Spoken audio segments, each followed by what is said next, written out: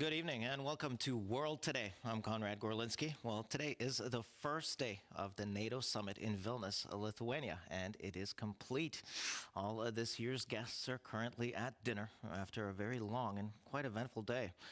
Two social dinners are currently being held. The first at the level of heads of state and government, hosted by the President of the Republic of Lithuania, Gitanas Nausėda, and his wife Diana at the presidential palace. The second at a ministerial level is being held at the Palace of the Grand Dukes of Lithuania. Well, joining us now to sum up this first day of the summit are live in the studio political commentator Joshua Bergen, and remotely from the U.S., a senior research fellow from the Center of National Defense at the Heritage Foundation, Mr. Dakota Wood. Now, before we begin, let's take a quick look at this story. The Secretary General will brief. NATO leaders have gathered in Vilnius for a two-day summit that could become one of the most consequential gatherings for the alliance in modern history. Much of the discussions during the first day of the summit were focused on Sweden's accession to the alliance after Turkey finally stepped down from its objections. I think Sweden has a lot to bring to the table as well. So I'm very happy with this result from yesterday, and now we look forward to the final two ratifications. Although allies have not provided a time frame for Ukraine's accession to the alliance, the Secretary General said the pathway was open, underlining strong support for the war-torn country. What allies have agreed today is a strong, united and positive message to Ukraine about enduring support, but also a positive message on the path forward for membership. The summit has also seen a symbolic rising of the Ukrainian flag that was brought from the front line in Bakhmut. Слава Україні! Героям слава! Сьогодні тут. Thank you for the help to our defense, for your clear and honest, and what is the most important, brave position. Regarding the Ukrainian membership in NATO, the Ukrainian flags in the Lithuanian streets show that we are already allies, and that Ukraine will defend both our and your freedom.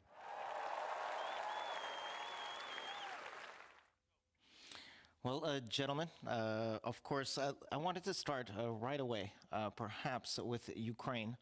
On his way to Vilnius, President Zelensky today was rather unhappy. I'm sure you've seen the tweets and the telegram messages that were sent. Now, let's look at what was said by Mr. Jens Stoltenberg today, and how would you sum up how satisfied do you think that Mr. Zelensky was with the statements made following this first day of the summit? Perhaps we'll start with you, sir. Well, thanks, Conrad. Certainly, there's global politics at play, very sophisticated politics. So, Zelensky coming into the session, basically sort of leading off with comments, is mindful of sort of the complexity of the issue. And I think coming out of today, he got about as much as he could possibly ask for.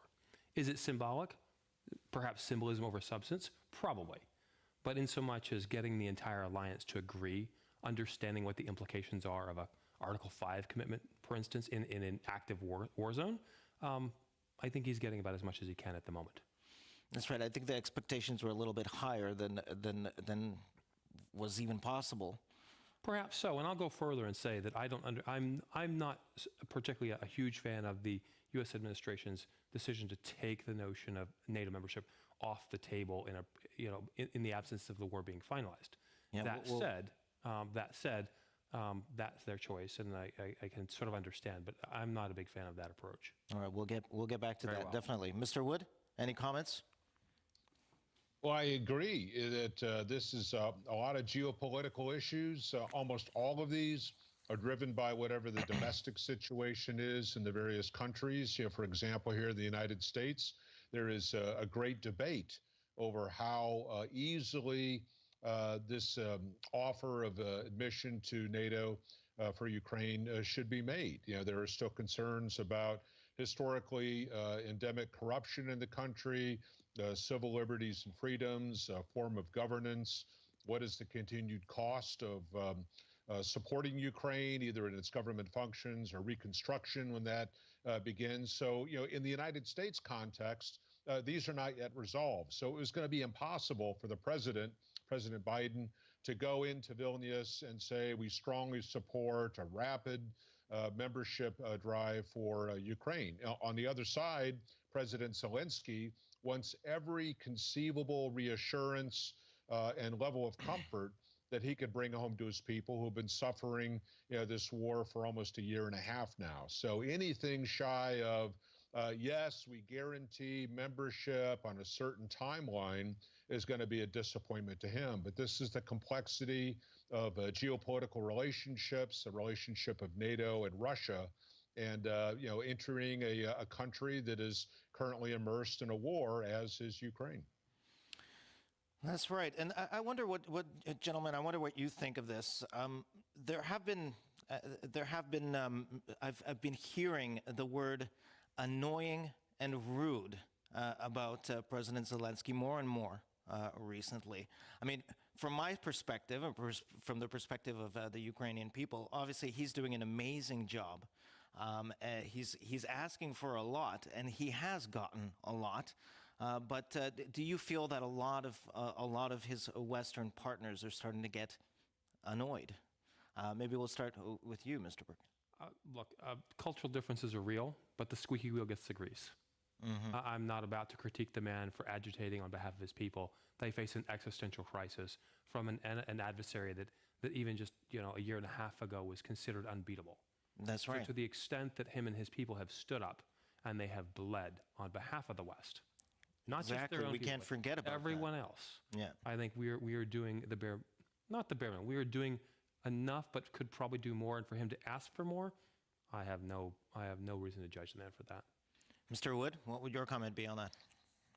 Well, again, this is a discussion of agreement. If I were in President Zelensky's place, I would be trying to get every scrap of support I could. Again, a year and a half of the kind of devastation and loss of life that Ukraine has suffered. So this is truly an existential crisis, much overused word in many ways. Whereas in every other capital, you're worried about national debt levels, unemployment rates, the condition of your defense industrial base, what future war you might need to provide for, and so how low do you want your inventories to go and continuing to support Ukraine?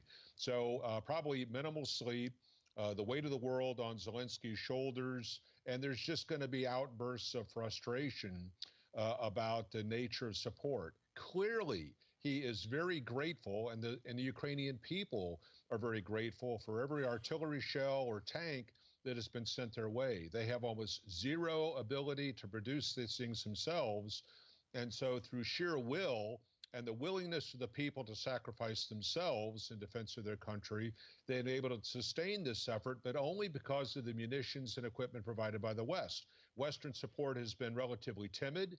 It's been slow in coming. A request will be made, and it's weeks or months later when the stuff actually shows up. It seems to be a minimalist effort when we know that the history of war is it's ravenous in its appetite for munitions and people and money. So the Russians will fire 50 or 60,000 rounds of artillery ammunition in a given day, and the Ukrainians respond with 5,000 or 6,000, a 10-to-1 disparity in offense versus defense. And this delay in providing support has enabled Russia to fortify its defensive positions and the territories that they occupy, which makes any counteroffensive that much more difficult. So if Ukraine can't show immediate success, Western capitals will say, well, what was the point in providing all the support when the delay in support created such difficult situations to begin with? That's a very, very good point. Now, would you agree? For me, what I've been seeing during this whole counteroffensive is as Mr. Zelensky and his team trying to manage people's expectations.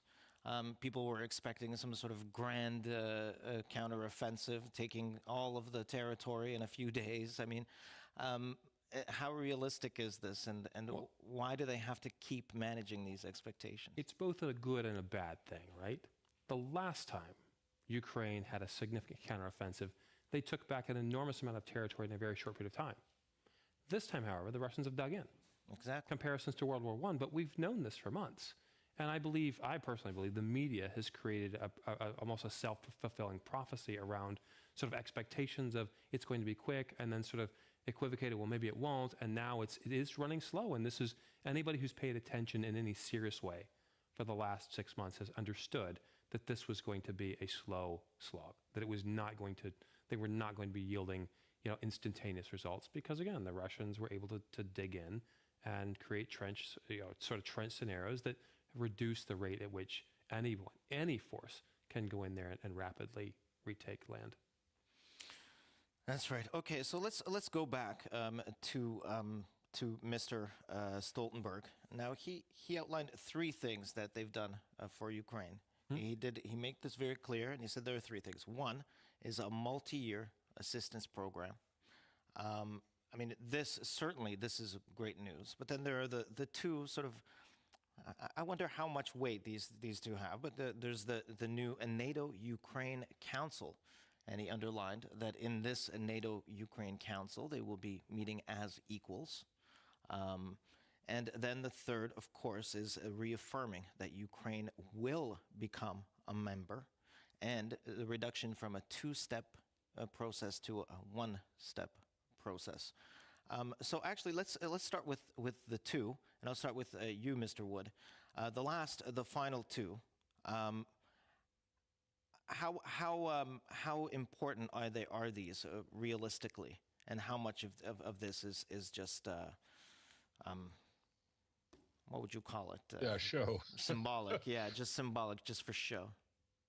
Yeah, well, here you've got a president whose country is being destroyed, and then what you hear from the summit leaders is we're going to put in place a really, really good process, and we'll reduce the number of steps from 2 to 1, but no clear end state, because we can't introduce you into our alliance until you've defeated the enemy. And in Zelensky's mind, he's probably thinking, but I can't quickly defeat the enemy because I'm dependent on you for providing the munitions and the equipment that enables me to do that. So this circular argument of we won't let you in until you've won, but you can't win until you have enough resources to do so, just has to be maddening. So yes, there are bureaucratic processes that have to be observed, but it just has to be, I think, very frustrating for President Zelensky. He can't be so openly critical that he essentially kind of practically bite the hand that feeds him. He can't sow sour opinion in the supporting countries that they say, fine, no more support from you, and yet he has to bring something of hope back to his people. So I think it's a lot of rhetoric at this point, based on future events that may or may not occur in the next year or 10 years, and that's kind of the situation that Ukraine is having to deal with. Hey, good day. Any comments on that? I think Mr. Wood and I agree. I mean, I wish we could find something we disagreed on there, Dakota, but we agree. Which link is? What do you have for the link out, keys? You have Ukraine. Heterotito mrzitelje. 5 to 6,000 shells a day versus 50 to 60. Jesi imao vidio Jawline? An Kad je bio expectation on mlad. the part of the West, those leaders that are sitting there with finely coiffed hair. Imam zapravo knjigu. Wait, I got a good book. I got a book. I have to show you my book. Or any real dirt for a long time.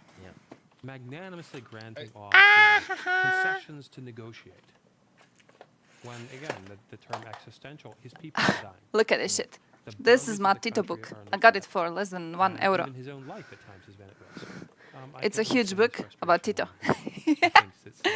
Absolutely fucking heavy. I think so too. I still haven't read through the most of it, but it's supposed to go through like everything he was doing in his leadership and like how people reacted to his death and everything. So kind of cool.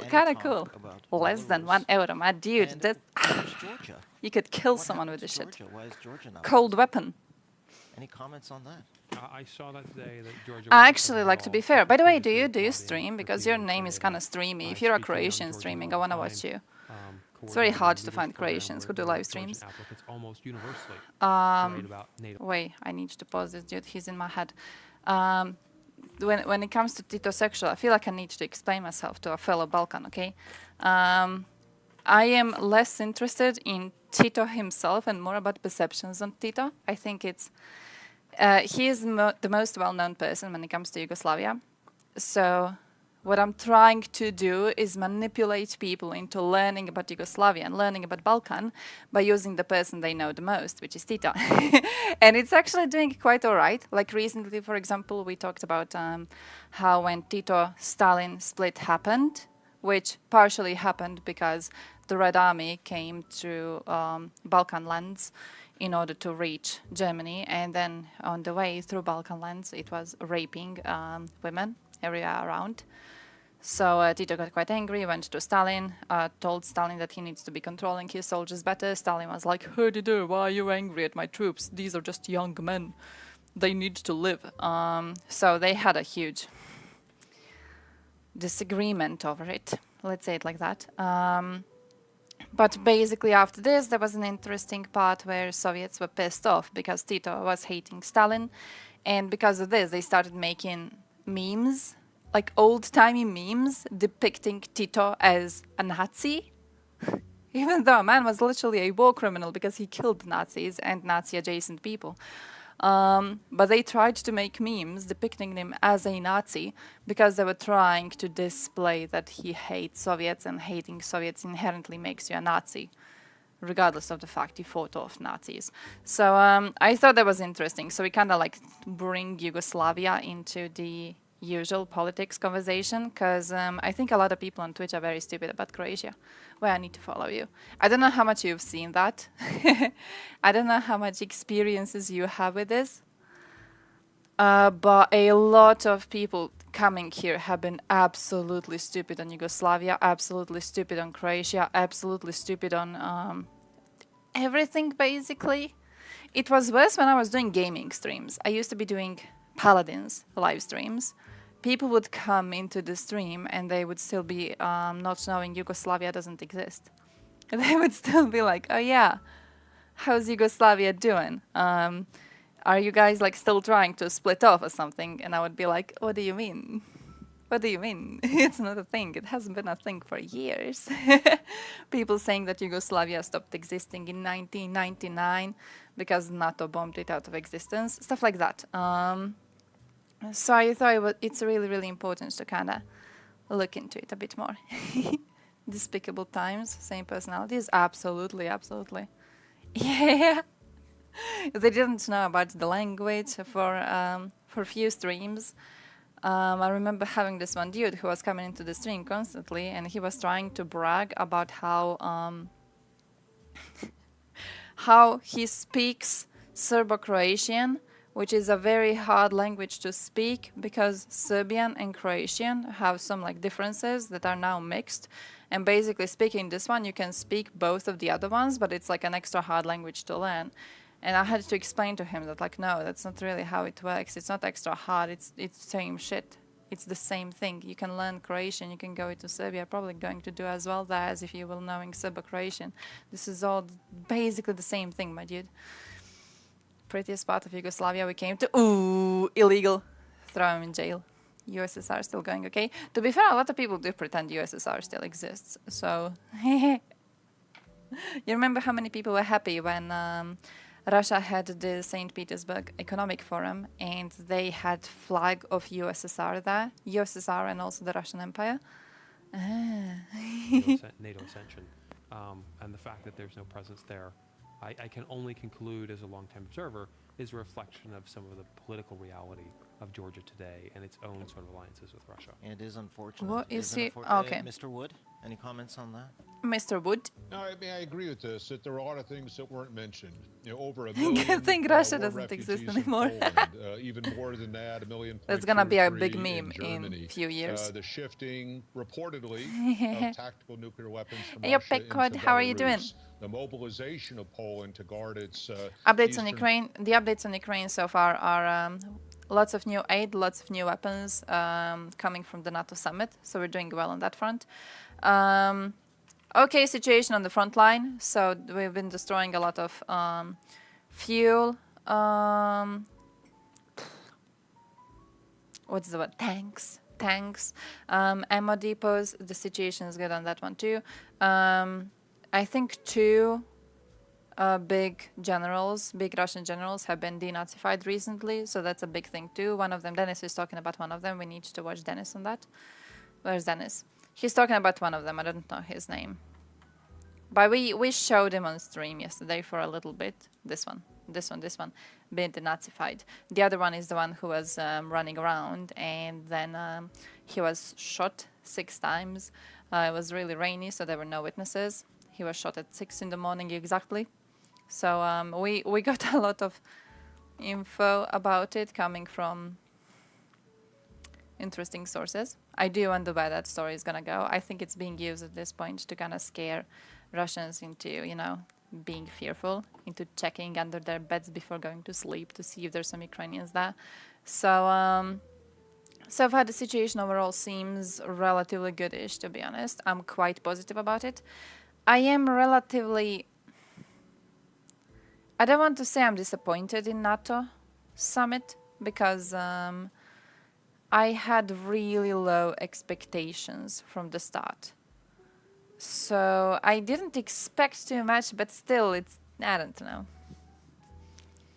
I'm more so disappointed in the fact that NATO officials believed this was worth hyping up. You know what I mean? It's like their whole little statements of Ukrainians will not be disappointed. I don't know why they were making statements like that. They should have just stayed shut, and that's it. Why hype it up if you're going to do some mediocre things? So I'm not too happy about that. I thought I was gonna, yeah. Yeah, Sweden got in though, so that's good. Sweden is in. Finally, we made the NATO C, so we're doing well on that. We got a really, really valuable ally. I think Sweden's gonna be amazing. Sweden's already really, really, really good. So it's more of an advantage to NATO than it is to Sweden itself, I believe. You know, like having having the previous situation. I think it looks much more balanced and much stronger right now on the front with Sweden being a part of NATO, and I'm really, really happy about it. Also, very, very strong political show from Sweden in a way. They're finally getting rid of their neutrality. Really, really good thing. Again, it reminds me of that great Kraut video in which he talks about how countries which are neutral are now rethinking their neutrality, in big part because neutral Ukraine got invaded and it has to fight the war alone as a result. So all the other neutral countries are being like, do I want to risk this? Do I want to risk this shit? Because I'm going to be put in the same situation. Yeah. So, you know, as much as it's beautiful that Sweden is in, it's kind of bittersweet that Ukraine didn't get in on time. So that sucks. Let me see though. Plastering these in front of Russian embassies and consulates. Last seen out for a run in Krasnodar. Friday, 23rd of June. Nice. Nice. Based. Have you seen me? I have no idea where I am. Okay, fair. Okay, fair. Usunarodnyac. Oh, based. Do these. Do these. Do these. Do we know something about Surovikin, by the way? Let me check. Has there been anything on him? Is he the one? No. It was Prigozhin. The one that Peskov said they don't know where he is and they're not interested in knowing where he is. NATO, not at all. Actually, technically, NATO is to blame because NATO was a pussy in 2008. If in 2008 NATO allowed Ukraine and Georgia to get into NATO, this would not be happening. In 2008, NATO was a pussy. It still tried to be on good terms with Putin. It didn't allow Ukraine in. It didn't allow Georgia in. What happened then is a few months later, Russia goes and invades Georgia. Just butchers the fuck out of Georgians. Ukraine saw this, moved away from, pursuing NATO. 2014, they overthrow their president. Russia invades. And this is where we see Ukraine wanting to get into NATO again. But I don't think in any sort of a way that Russian invasion in 2014 was provoked by NATO. Ukraine didn't even want to get into NATO at the time. Ukraine was basically in a similar situation. You know how Georgia is right now? A lot of Georgian officials right now, when they talk about the situation, but this is like talking about Georgian Dream, who are pussies. But Georgian Dream has this opinion that, oh, if we didn't rebel against Russia, we wouldn't have been invaded. So like technically it's our fault in a way because we dared to rebel, which is a bad, horrible opinion to hold in this type of a world. But also I understand that as a country close to such a neighbor, it's sometimes the opinion that seems realistic to you. But Ukraine didn't even want to get into NATO in 2014. Ukrainians didn't want it until they were invaded and until they wanted to get more help from the Westerners. Oh, that promise was never made. That promise is a lie. The promise was never made. Gorbachev himself claimed that the promise was never made. So the promise didn't exist. The promise itself is made up by the bold fuck to feel justified. There was no promise. NATO did expand after the supposed promise, which never was made. NATO did expand later. Russia supported it expanding. It's, yeah, the source is that the promise was never made. Unless you mean on the, wait, let me try to find the specific link.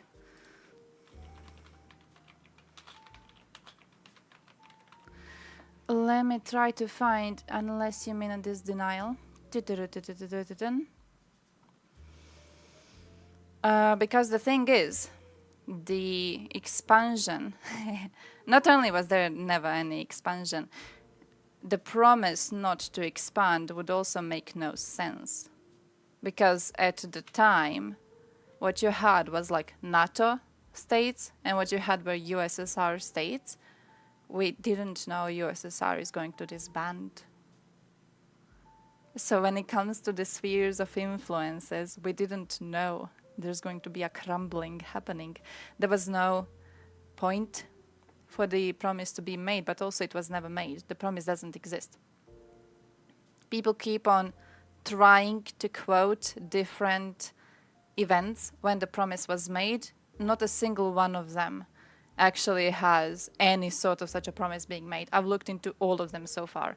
The most ridiculous one that I've heard was someone claiming that it was in Minsk Accords where the promise was made, which that was my favorite one. That was my favorite one.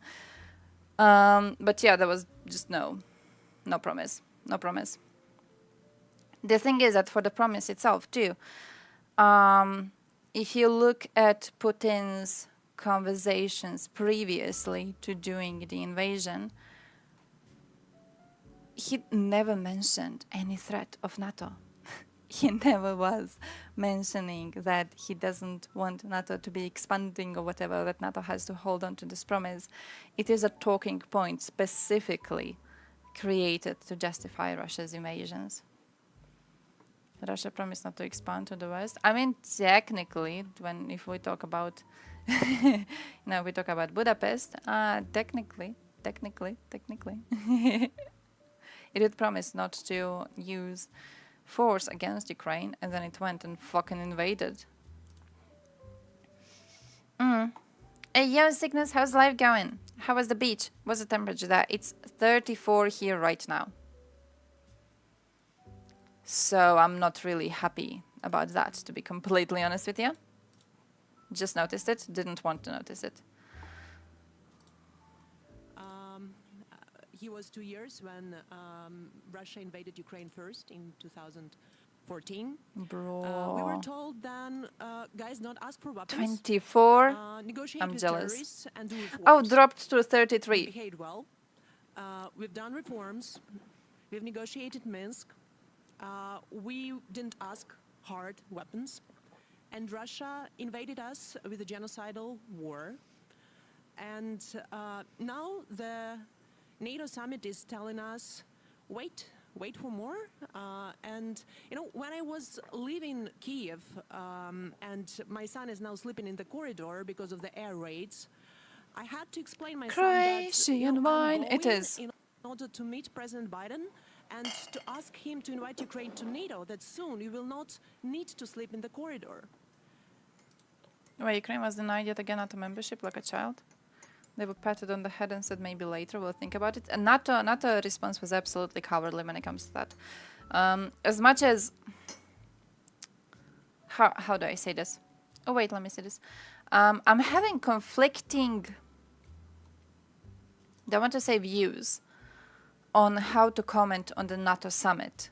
I'm not sure what's the best way to focus on it. One part of me is like, we gotta focus on the positive things. We gotta focus on the fact that we got a lot of weapons promised, we got lots of aid promised, we got lots of good promises, strong promises. Zelensky was invited by itself, that is a strong fact, right? So part of me is like, we should focus on this because it's good. It's good. But then at the same time, dude, my man, the fact they couldn't even invite them in, the fact they couldn't even be invited, come on. Oh, NATO actually could accept countries with active territorial disputes. The way I've understood it so far, the only thing demanded out of countries to join is that all the other NATO members approve your invitation. Everything else depends on politics. NATO itself doesn't have strong, strictly worded rules over entering. There are several articles that people have linked me these days over this, and it's interesting because like you read articles by, let's say, 3 to 5 different companies. What you're going to get is all of them are saying different things. All of them claim different rules. And the reason why they say different things and they claim different rules exist is because the rules are very vague. It's all just political stuff. Everything else is just, you know, making up excuses as to why you can't get a country to join. For example, I've seen several of these newspapers, I don't even call them newspapers, articles, claim that for a country to join, it needs to have a good relationship with its neighbors. In which case, the fuck is Croatia doing that? Bro, when we were admitted, we absolutely didn't have anything close to a good relationship with our neighbors. Active territorial disputes? What is the, how would I say this? Line that you draw between two different territorial disputes, because we and Slovenes still had issues with which part of the coast belongs to which ones of us. We didn't have a war over it. We were fighting over it, though. The borders were not properly agreed on until we were trying to get into European Union. You know, it's all just very vague shit. And the reason why it's very vague shit is because it's political. It's supposed to be political vague shit. The only actual demand is that all of the other members approve of your joining. And yeah, it doesn't seem that they want to. Pro-Ukraine video, TikTok friendly, fast. TikTok labeled our account Russian state media. Shit. Oh shit. Wait, really? Wait, fuck. Wait, let me skim through this and I'm gonna see this and then I wanna read through this. You're Russian state media, though? Mayor! You traitor. You traitor. Oh, I'm not actually seeing it. I'm seeing it being GG. Oh man, I keep on reading like 20 different messages. Sorry, I'm not. Are you sure? Are you sure? Are you sure? What's your opinions on Crimea? Mayor? Which country does Crimea belong to?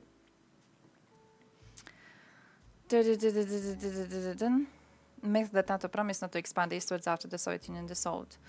Gorbachev marked the anniversary of the fall of Berlin Wall by noting in an interview that NATO's enlargement was not discussed at all at the time. Not a single Eastern European country raised the issue, not even after the Warsaw Pact ceased to exist in 1991. Western leaders didn't bring it up either. There was no promise not to enlarge the alliance, though in the same interview Gorbachev also stated he thinks that enlargement was a big mistake and a violation of the spirit of the statements and assurances made in 1990. Basically, overall, the thing is, as much as I understand from the analysis, at the time when they had the meeting, there was no real reason to talk about NATO enlargement because it didn't seem like NATO is going to be enlarging in that direction in the first place, so no one really took it seriously.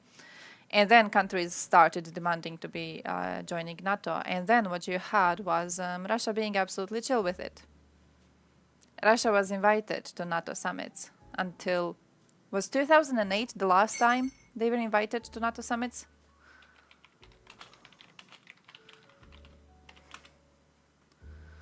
I know in 2008 Putin was there.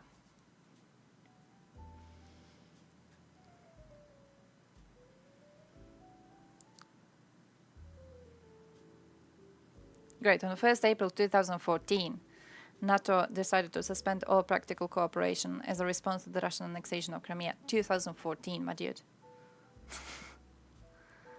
Gradual deterioration of relationships or relations happened between 2004 and 2013. China and Russia don't seem to be on the same page as the globalists. Think China and Russia have plans for ruling the world on their own accord, and now the globalists are stepping on their toes? You will see places like France and others that kneel to China, bow down and walk away from Ukraine when asked by China. They will obey. I think your geopolitical views are not really... I think you watch a lot of YouTube video essays. I think that's the energy I'm getting from you. I'm getting that. War between the globalization corporations and the tyrants. Freedom is a myth, a dream, a television show. Yeah, you watch too many YouTube video essays. You need to chill. You need to calm the fuck down. No. 2004 to 2006, Russia undertook several hostile trade actions directed against Ukraine and the Western countries.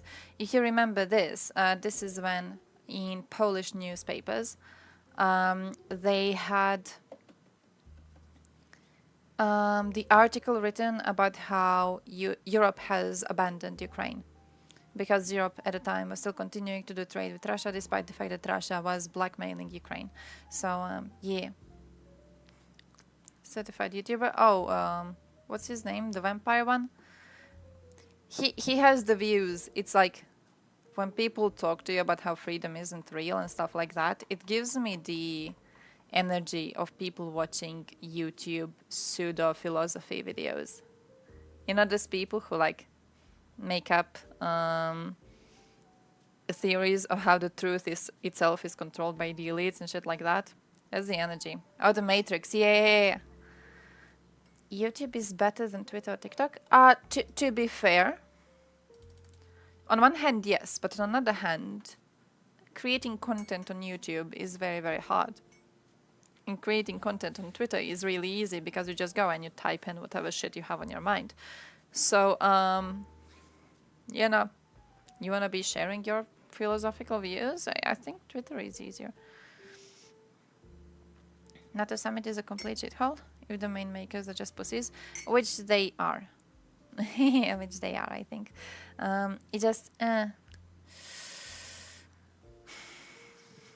don't know. Kinda sucks that I don't know how to react to this thing. You know, I don't know. I genuinely don't know what would be the best. But also we have a summary. And also TVP made a whole... Where's the thing? They made a whole overview of this.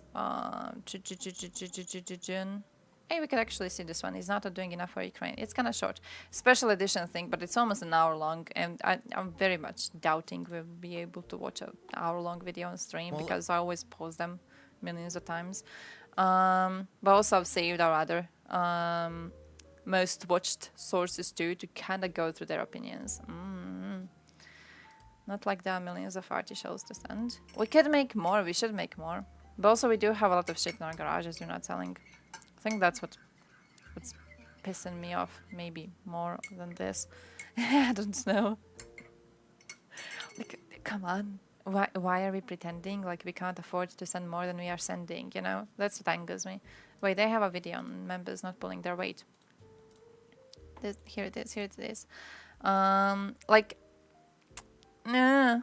doesn't show it anymore. You're not a Russian state asset anymore. Mayor. I was just about to post a pro-Ukraine video. Mayor. You have abandoned your mission. Is it the same people? You have abandoned your entire mission. What is Odyssey? What is Odyssey? What is that? Turkey, right now, do we want to give them a 6 out of 10? 6 out of 10 to Turkey for allowing Sweden into NATO. Thank you, Turkey. You are my best friend. You are the peacekeeper. You are the legend. So right now, chaos. They don't seem to be on good terms with Russia anymore. Based, of course. Why would you try to bet on the losing horse in the first place? So, no interest in the West to go full force to help Ukraine liberate all their lands. They did their minimum. They're happy boys. Yeah, absolutely. Absolutely the energy I've been getting too. So, and I'm just not really... I'm not happy over it. Part of me hopes that we're going to see an alliance form that is going to be separate from NATO. You know, I'm kind of hoping we are going to figure out a way to get Eastern Europeans in without needing the Westerners, because the Westerners so far seem to be slowing shit down the most. Even European Union army, I'm not sure how much I trust Germans to not be pussies. NATO block, yeah, NATO block based. Decentralized YouTube, based on blockchain, free from censorship. Free from censorship is an interesting idea. By interesting idea, I mean it possibly can't work. Platform. Shells from Transnistria. We just go and get them. We just go and grab them.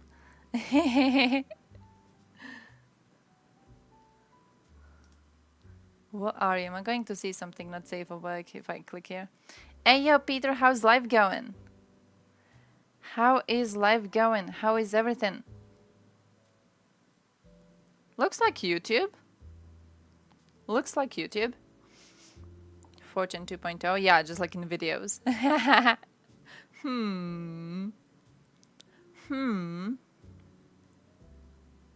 don't know any of these people. I was trying to see if I'm going to recognize someone. Transform BTS Jin into an anime boy. I don't know any of these creators. I've got no idea who these are. But yeah, it's concerning to me that there's no censorship. You gave Turkey 6 out of 10, but according to Erdogan, you only gave a bird rating, not the country. Well, maybe I see them as the same thing, because maybe Turkiye doesn't deserve to be recognized as a proper name until they fix everything they need to fix. Maybe I'm still seeing them as birdland, and they will be seen as birdland. Okay, allowing Sweden into NATO was a good move. Was it good enough to move away their birdland status? Not really. Fools in America and Germany should listen more to countries that live next to Russia. To be fair, USA was based on quite a few accounts when it comes to this. I think we need to give them some credit for wanting Ukraine into NATO in 2008.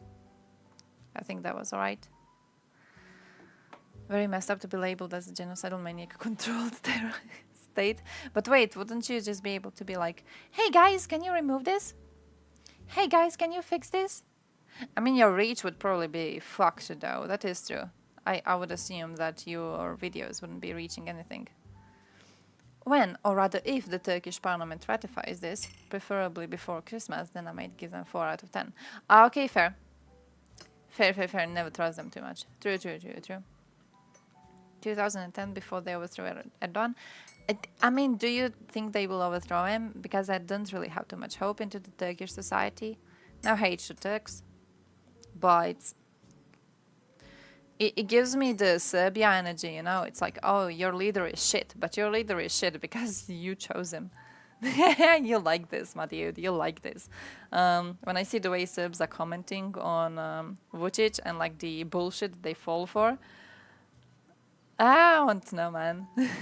It's like you do have democracy, you know, as much as we like to pretend otherwise and make excuses for them, they do have democracy. They just democratically chose a shit leader, and now they're democratically defending a shit leader.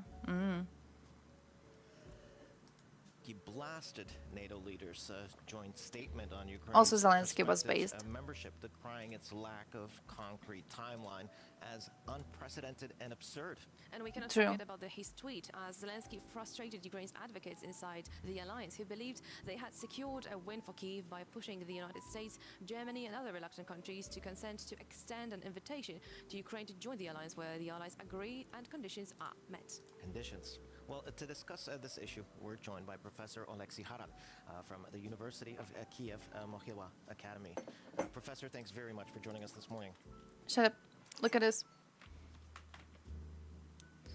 Zelensky is positive. Had a very good, powerful meeting with Mr. President Biden. Meeting was at least twice as long as planned, and it was as meaningful as it needed to be. If the protocol had not stopped the meeting, we would have talked even longer. All the topics: long-term support, weapons, politics, NATO. We clearly see how to end this war with our common victory. Thank you, Mr. President. Thank you, USA. You are my best friend. So, yeah, if Zelensky is positive, I want to trust him. Speaks of conditions for Ukraine to join the alliance. There are Each nation conditions, deserves its government. Members must also Could see that. Could see that. Include the contributions, to be fair, like sometimes we do have. I'm having Wagner in my mind right now. Did I play the other one? Oh,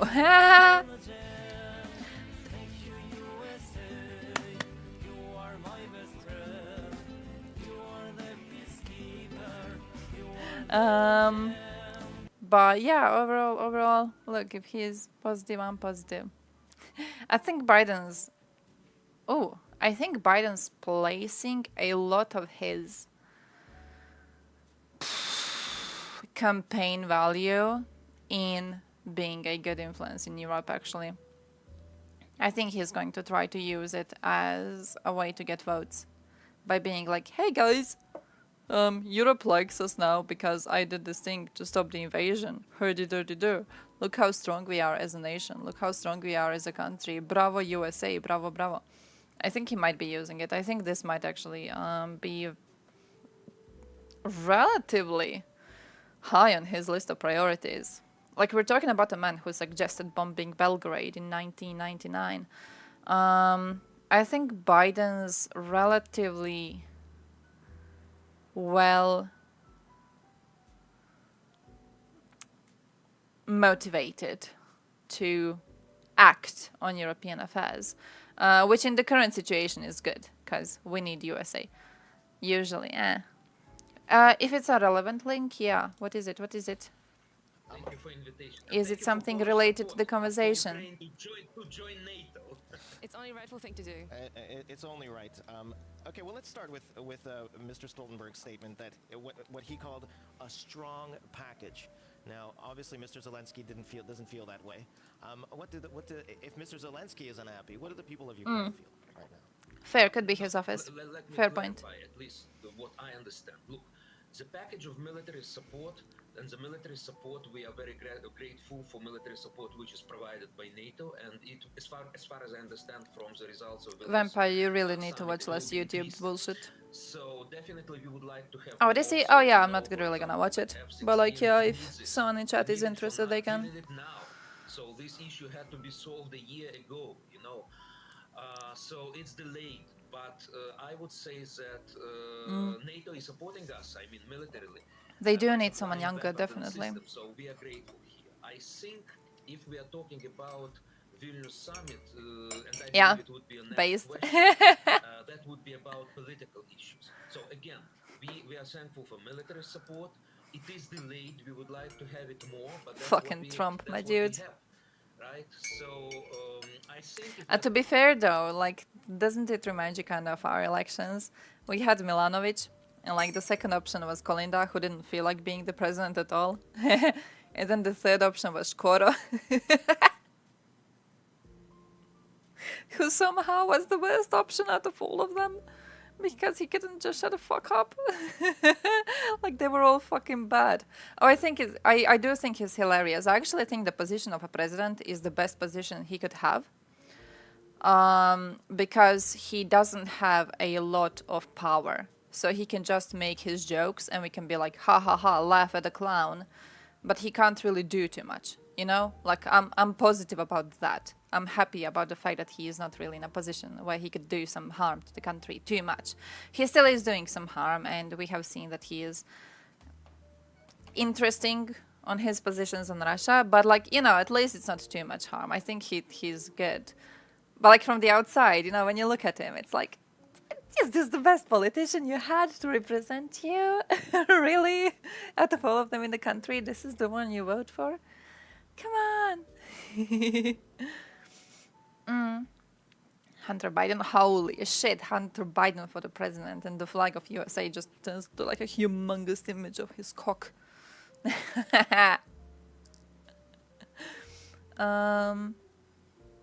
What is this? What is this? What is this? This is like in Georgia Meloni. Man, I love these people so much. There's something about these.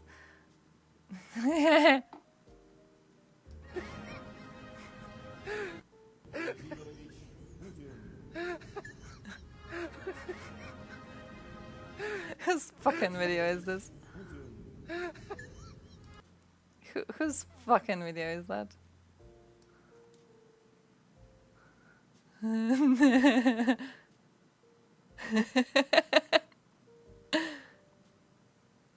Hey.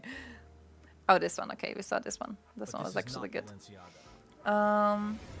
Wouldn't vote for cock? I didn't know. I didn't even know.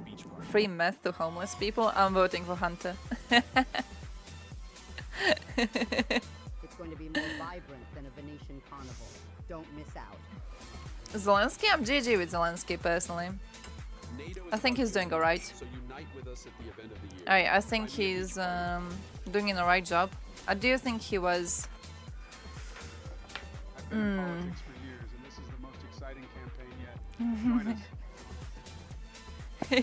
Biden. I do think he was not taking his position very seriously at the start of this. But like right now, I'm GG with him. Show some sisu and join us at the Crimean beach party. No, like truly, I think Zelensky is alright. I think he's alright. I've seen budgets rise and fall, but the excitement for this party is off the charts. Yeah, I've got nothing against celebrities being in that position. I think that's alright. I'm not too against it. But like as a president, I think he's doing alright. Didn't look like Sana. I know, right? I know. Didn't look like Sana. First time I saw this, I was like, who is this? And then it was Sana, and I was like, nah, she doesn't look like that. More of a celebrity than a leader? I don't know how you would like measure stuff like that. I don't know how you would measure it. I definitely think he turned fully into a leader the second he refused to leave Kyiv. I think at that time he was like doing really, really well. So I don't know. Like truly, I'm GG with him. There's certain conversations to have on his policies before the start of the full-scale invasion. So for a while, Zelensky was really, really, really weak. He was really, really weak on the whole position against Russia. He was weak on properly supplying Ukrainian military. He allowed certain conversations about peace deals that I understand he didn't see them as damaging as they were. I just don't think he was in tune with how serious the situation was. Does that make sense to say? Like the whole thing with Steinmeier formula, for example. He did explain it well. He made a good explanation of like, yeah, guys, I did sign the Steinmeier formula, but also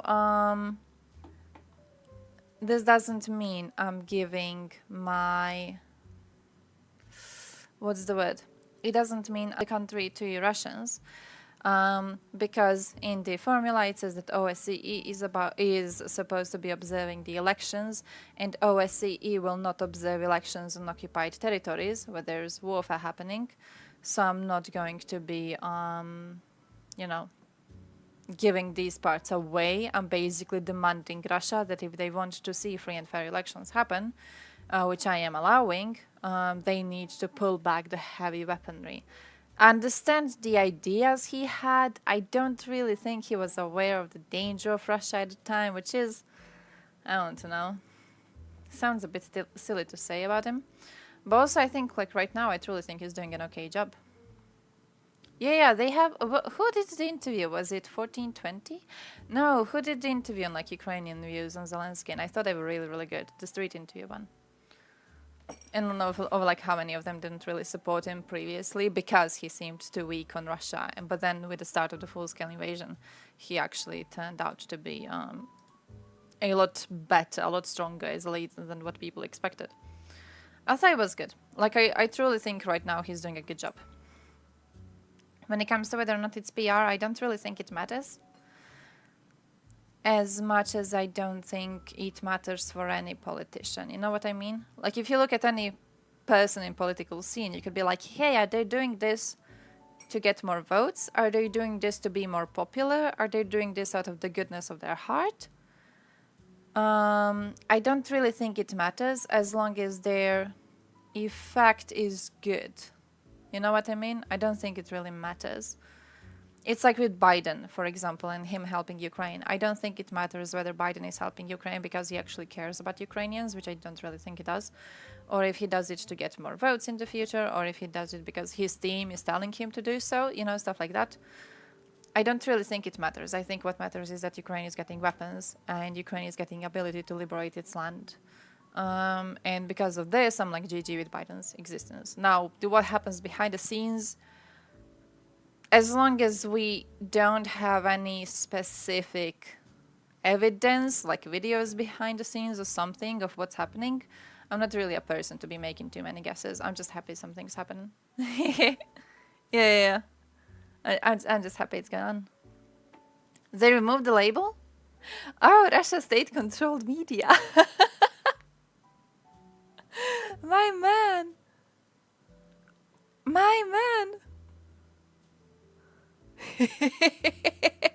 Mayor, you traitor. You traitor. You have been here for such a long time. I saw you as a friend. And you're Russian state-controlled. A hamburger? Is this because Russians don't have McDonald's anymore and this is your way of crying about it? What is this? Fully internet intertwined. It's because I have a job and I hate it, so I spend a lot of time on internet while I'm doing it. I'm literally just like on Twitter and everything, scrolling around, hating on everyone I meet. So I've been using a lot of very salty parts of the internet recently. Probably gonna get banned on Twitch. Can you? Can you? L. Russian MOD does not provide accurate and timely information about a special military operation. Oh, he also reminds Siberians were mistreated during the Great Patriotic War as well. Oh, no, Gerashenko is no Gerashenko. He is supposed to be smart enough not to do this. Everything else based, GG. This though, I'm angry. No, never in no point of commenting on what's happening in Russian politics, in Russian state media, in Russian free media, in anything. You're never supposed to be claiming that their society is finally starting to wake up. This is a claim we have started making in like 2012 with protests against Putin. At no point since 2012 did our society ever wake up. We just keep on waiting for them to wake up. They never wake up. Don't. This is delusional. This is just letting off steam. Satire website focus on Balkan pop culture and politics. Really? Wait, who's we? Who's we? I want to know. Can I support? Can I do something? Can I volunteer to keep it going? We need more conversations about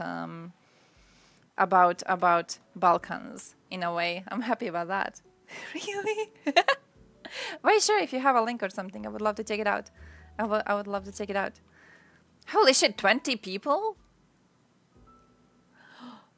How? Are you going to make sense about Bosnian politics? That's going to be one of the satire articles. Here I am bringing some sense into Bosnian politics. Here's their 3 presidents. Ah. Why was I looking into? No, we looked into Bosnian politics yesterday. Do you guys remember? We looked into Bosnian politics yesterday into the mayor of Mostar, the dude whose actual job was being a urologist, a piss doctor for women, and he's a mayor now. Beautiful, beautiful. We're opening up positions where everyone can join politics. This is how a society should be formed. Portugal will be live in about 20 days. Nice. Yeah, I would love to see that. I would love to see that. DB can do photography. Butterfly anime meme. Literally anything happens. Is this Russian society waking up? Yeah. Yes. Research about Croatian technique of clearing mines with German tourists. Fucking cruel. Did you know that we are expecting to be fully demined until, I think it's 2035? I think it's like that. The pro headshot for your articles for sure. And then I'm just gonna be like, hey guys, when is it? In a few years we're going to be able to do a little party for the anniversary of 1999 NATO bombing of Belgrade. I'm planning to do designs of euro coins for that. If we have some sort of competitions for how does that even make sense, Marrakesh? Holy shit, how stupid are you? How does it even make sense that like Kosovo is Serbia and Donbass is Russia? In what sort of a universe would that make sense? You are destroying territorial integrity of one country while claiming to keep the territorial integrity of the other country holding. How do you have these two opinions at the same time? That is such a stupid point. I have never heard any of you people properly explain it. Do you guys remember I asked Grisha about this? I was like, Grisha, how do you explain this? How do you have these two ideas in your head at the same time? And the idiot couldn't explain it. How do you... That makes no fucking sense. Right, yeah, I don't understand how stupid you are. That's the whole reason why I asked you to explain it. How do you have these two opinions at the same time in your head? Makes no sense to have both of them. Cognitive dissonance. It's like a smart ass way to say you are retarded. Kuril Islands, Japan. Kola Peninsula, Finland. Vojvodina, Croatia. What you gonna do now? We're taking it. It's ours. It belongs to me. Oh shit, well dog, thank you for gifting a sub to Marrakesh. You just gave him a badge. He now has a UDBA badge in his profile.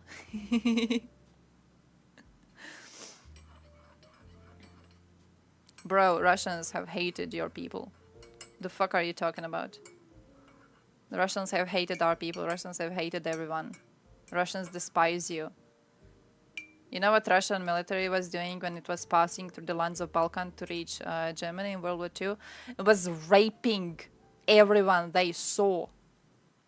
One of the reasons as to why Tito split from Stalin is literally because Tito went to Stalin and was like, hey, can you stop your people from raping our women. And Stalin was like, hey, no, not really. They're just young. Leave them alone. Russians can give less of a shit about you. Yeah, I'm sure you were in Russia. I was in Serbia too. It was a shithole. Doesn't mean anything.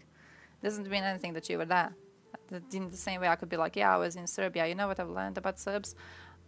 They like eating shit for dinner. Means nothing that you were there. What sort of a claim does it make? What sort of validity do you think that makes? The fact that you were there. I was in Slovenia. You know what I've learned about Slovenes?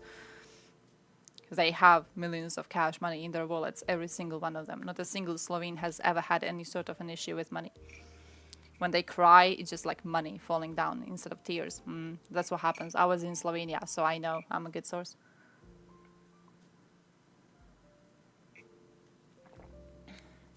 Oh, it's not that I'm not saying anything about NATO bombing of Serbia. It's that I supported NATO bombing of Serbia. Who knows that song? Who knows the song? Ozbiljno ako pomoći? Da, može. Ako imaš link, možeš mi ga poslat. Pa da vidim otprilike šta se radi. Ali da, definitivno. Apsolutno.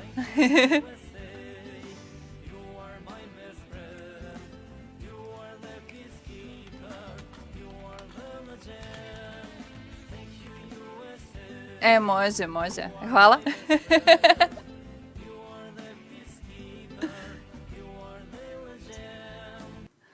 There's a song I wanna play you. There's a song I wanna play you, and I don't know what the song name was. Actually, I do know what the song was. I don't want to play the edited version. Was this one? Do you guys know this one? Which is like a bomb will fall on Belgrade.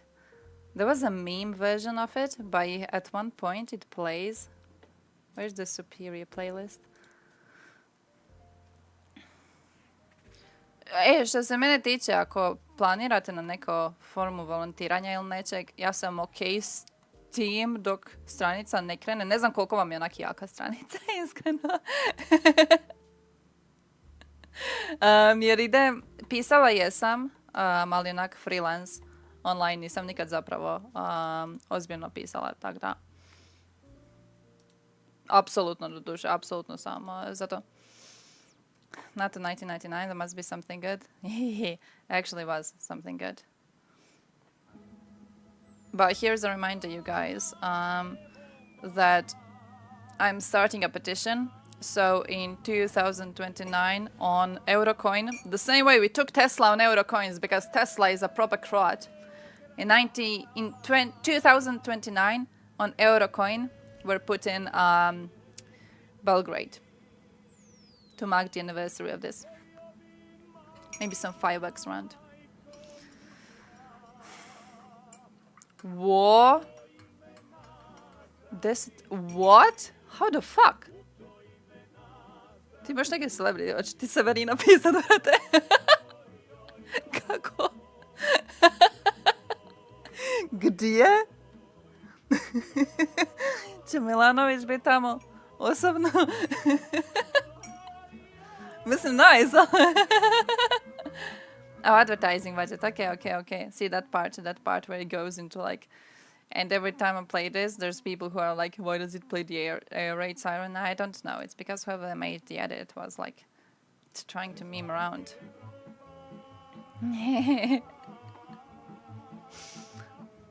Smell some sranje. To be fair.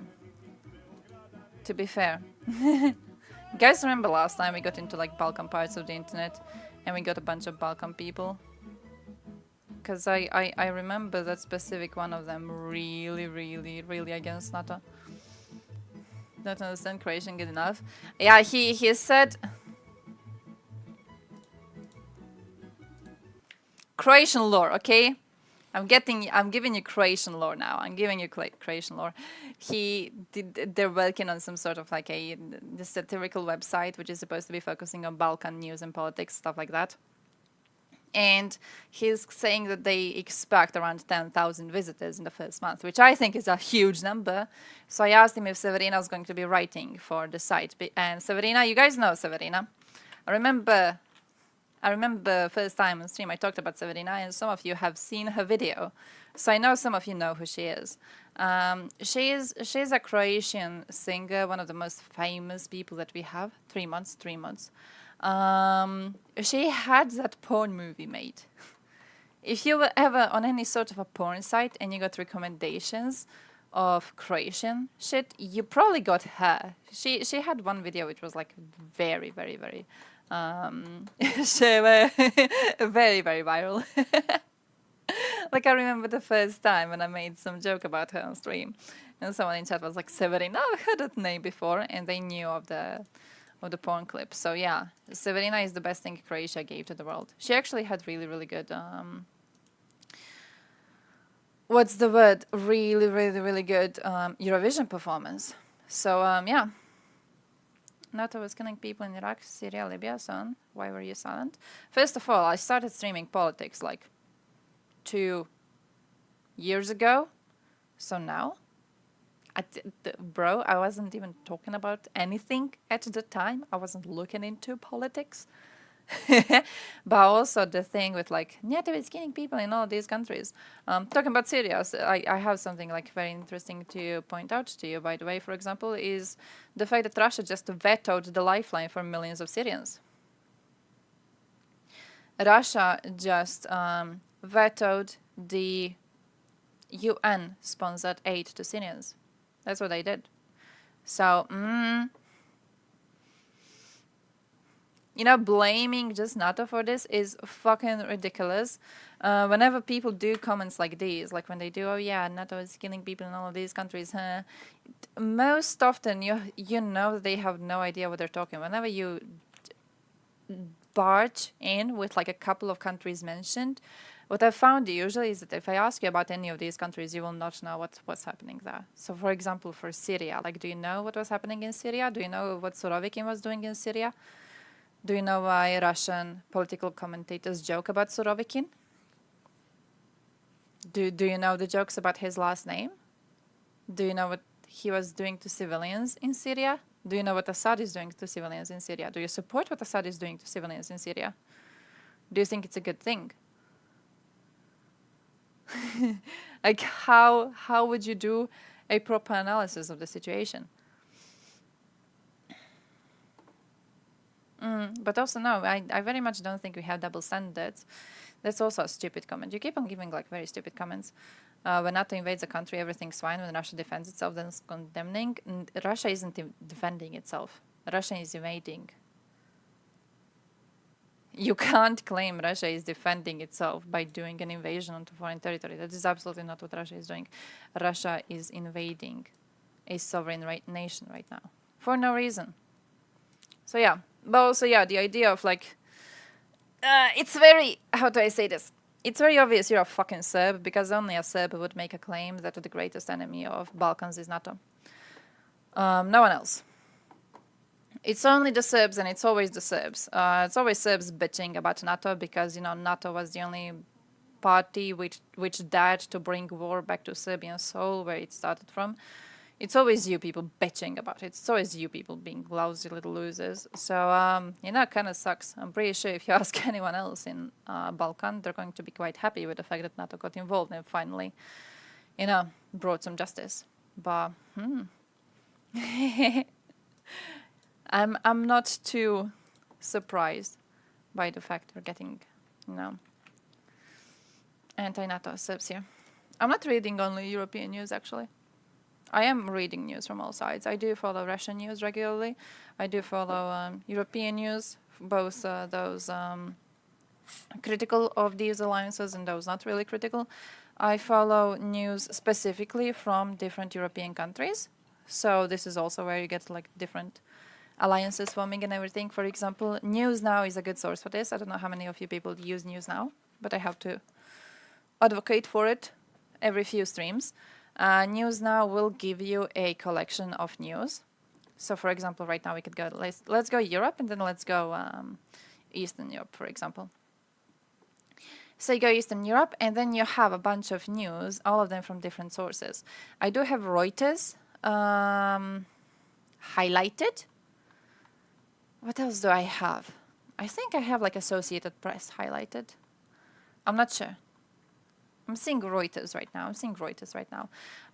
As like the base news sources, so I've highlighted those. But then also you get to the lots of news from other sources, and you can also be looking into those.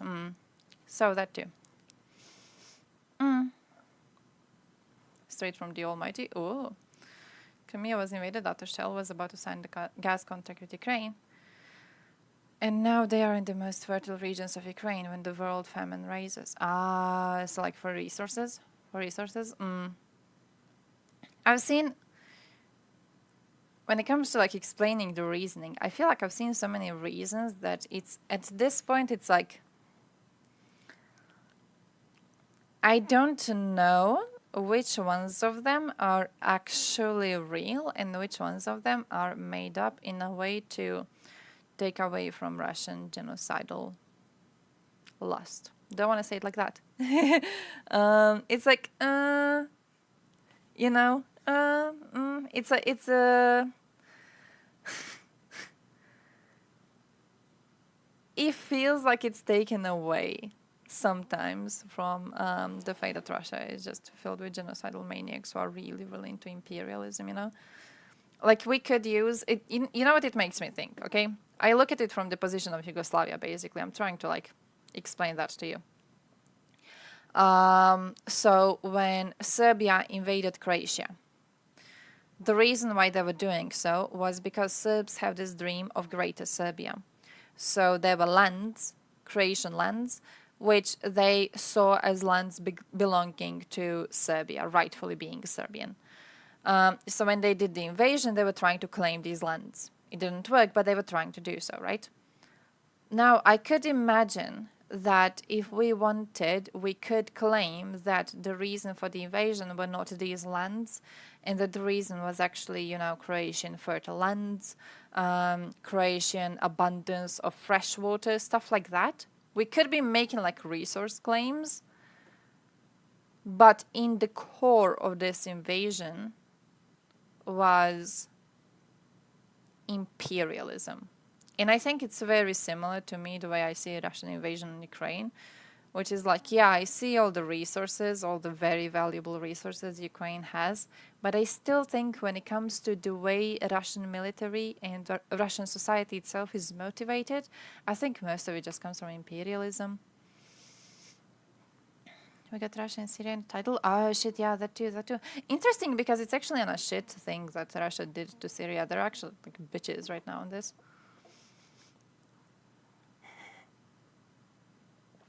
They tried to liberate their territory. How dare you? How dare you? Let me do this. See, like, for example, on the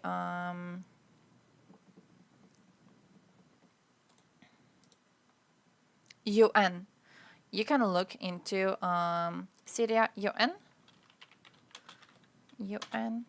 aid, and then you can get a lot of different sources on from different publishers, and you get different informations from them, and that is, I think, a good way to follow a bunch of different sources. So I think I'm actually doing that. I don't think the whole claim of, why do you follow only European news? I don't really think the claim is realistic, because I genuinely don't do that. I'm really, really good with sourcing my stuff. I'm really good with researching. Whenever I research a person, I always look at everything about them in several languages at least. So, for example, if I look into propagandists, I'm going to be looking into their official sites, especially like Wikipedia is good for getting a bunch of links, but you always have to look at it in different languages, because different languages prioritize different things about politicians, and the best way for you to get a well-rounded opinion is to check a bunch of them. So, I'm fucking based when it comes to what news I follow. UN Security Council fails to renew authorization of vital cross-border aid for Syria. Oh? Is my shit ringing? Oh, it is. Oh, okay. That's fine. Two rival resolutions were in turn vetoed by Russia on one hand and the US, UK and France on the other. The program has allowed for aid to be shipped overland from Turkey into rebel-held areas of Syria's northwest Idlib province, where the latest 6-month mandate expired on Monday. Russia vetoed a compromise resolution that would have extended the UN operation for 9 months, and which was supported by 13 of the 15 council members. China, by the way, was the one who abstained. Abstaining is the word. A rival Russian resolution that would have extended the aid deliveries for 6 months, but it added new requirements. It failed to get the minimum 9 yes votes for approval and was only supported by Russia and China. So, yeah. What's up with the grain deal now? Hey, I saw something about the grain deal.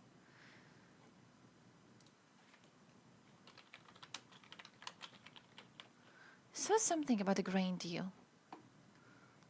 Oh, they threatened to pull out. But I remember there was something. There was something about Erdogan still being willing to provide support to ships, regardless.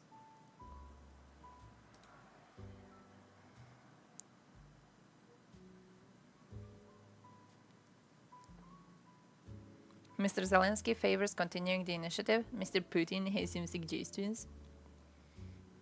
We're working on a solution by taking these suggestions into account. You remember Zelensky having that speech? Need to find the speech.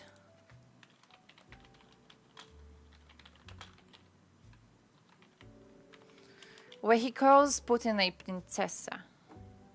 He's like, we were trying for such a long time to do some deals and to talk to Putin and to figure out how to create peace in our area, but Princess never had enough time in his schedule to have these conversations, so we were never able to reach anything. This is what like the whole thing reminds me of. The princess is back again and he's doing his bullshit.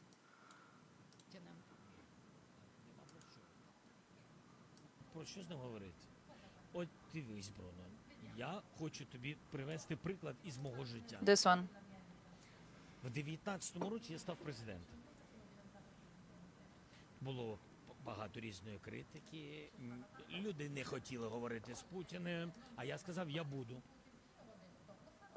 Я спробую діалог. Це не політика, бо мені це ніяких плюсів не давало. Я дійсно хотів закінчити війну. Я хотів знайти домовленість. Ми довго вирішували, бо він, як, вибачте, принцеса, не міг ніяк знайти, в якому б нам зустрітися. Ми робили все. Я робив все, щоб мати розмову. У нас був діалог по телефону, ми обміняли людей. 110 перших людей. Я був дуже щасливий. Ми домовились не стріляти. І після цього ми йдемо далі. Щоденні провокації. Вони щоденно поранення однієї людини. Вбили одну людину. Я йому дзвонив і кажу йому, це не може бути випадковість. Там снайпери. Розумієте? Там снайпери. З окупованої території йдуть снайпери, вони йшли вздовж всього кордону. Вони ходили, це сафарі, це було живе сафарі. Приїжджали, вони тренувались на нас, і це правда, всі знали, що вони їх приганяли, цей спецназ і цих снайперів з інших територій, де вони воюють. О, Виспер, захвалюємо. Це було сафарі, вони їм давали тренуватись на нас, на живих людях. Я спробував знайти діалог, після цього ніякого діалогу у нас не було. Воу. Я зробив багато запитів в Кремль. Я ніколи цього не скривав. Я дзвонив всім державам. Всім державам. Абсолютно. Ізраїль, Сполучені Штати, Британія, Німеччина, Франція. Я просив всіх. Я хотів просто поговорити по телефону. І я сказав, що я вважаю, що збільшуються постріли, збільшуються смерті на контактній лінії. Йде серйозна загроза. Може бути ескалація. З ким говорити? слабким, він нічого не хоче. Це жарт, для нього це жарт. Тепер, коли він бачить, що він став слабкіше, Росія шукає, немов щось, повірте мені, заспокоїти всі держави, щоб не впроваджували санкції, щоб нам не допомагали. Він може зробити якийсь дипломатичний крок, але після цього, повірте мені, через рік він прийде навалою вбивати нас знов. З ним все зрозуміло. Він не розуміє, що відбувається. Він неадекватна людина.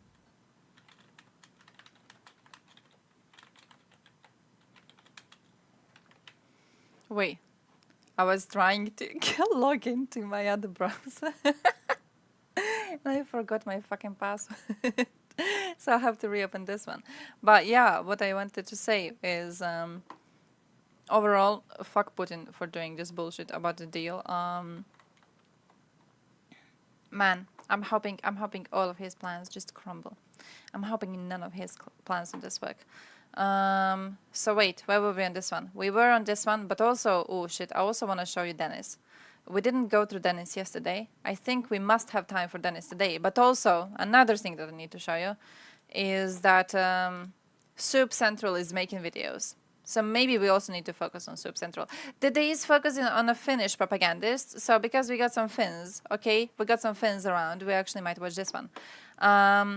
Soup Central is the YouTube account of a man doing Vatnik soup on Twitter. You probably have heard of him. I guess we mostly use the same parts of the internet, to be honest. So I think you know what I'm talking about. Let me try to find it. Vatnik soup. So the whole soup thing is he goes through the through these Vatnik accounts and he posts you all the bullshit they have been talking about so far. I have found it. Holy shit, I have found it, okay? I was trying to talk about stuff and I was like, yeah, I'm gonna find the link, but Twitter for some reason is not working properly for me. Here he is. Okay, I love this man so much. He's amazing. Also amazing mustache. But he's done soups on a lot of people. So whenever you learn about some new, person in the pro-Russian sphere, I suggest you first go into Vatnik soup, go and go learn about who the person is and what the person is doing and what was their history, because I really think this is a great source for a lot of people. He has stuff on Gonzalo Lira, for example. So it's a whole thread just describing who Gonzalo is and why he was in Ukraine, what was he doing then, what was his career before this, why he got arrested. Did he talk about why he got arrested? Did he update it with him being arrested? Because I was hope that he did. Holy shit. So yeah, overall, quite a good source. And then we gotta watch one of his videos, because I have just now learned that he actually is making videos, and I haven't seen it yet. I completely missed out on this. I was subbed to him for a while, and I was waiting for him to post, and then he did it, and I didn't notice. How do you go from this to this?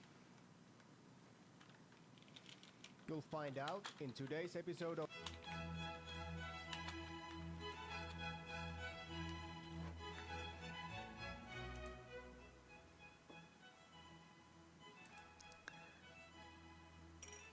Janus's past is in the theater world. His mother, Tuopi, was a journalist and a theater director, and his father was an actor and a singer in a Finnish Roma band called Portokalo. Mm-hmm. Here you can see them performing in the 1977 Finnish preliminary Eurovision Song Contest.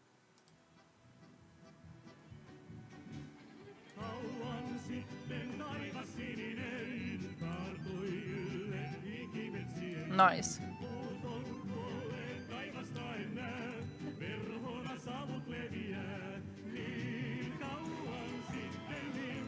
Putkonen rose to popularity in 1994. I was having the time of my life. That was good. A contest called Mr. Finland. Same, Severina did.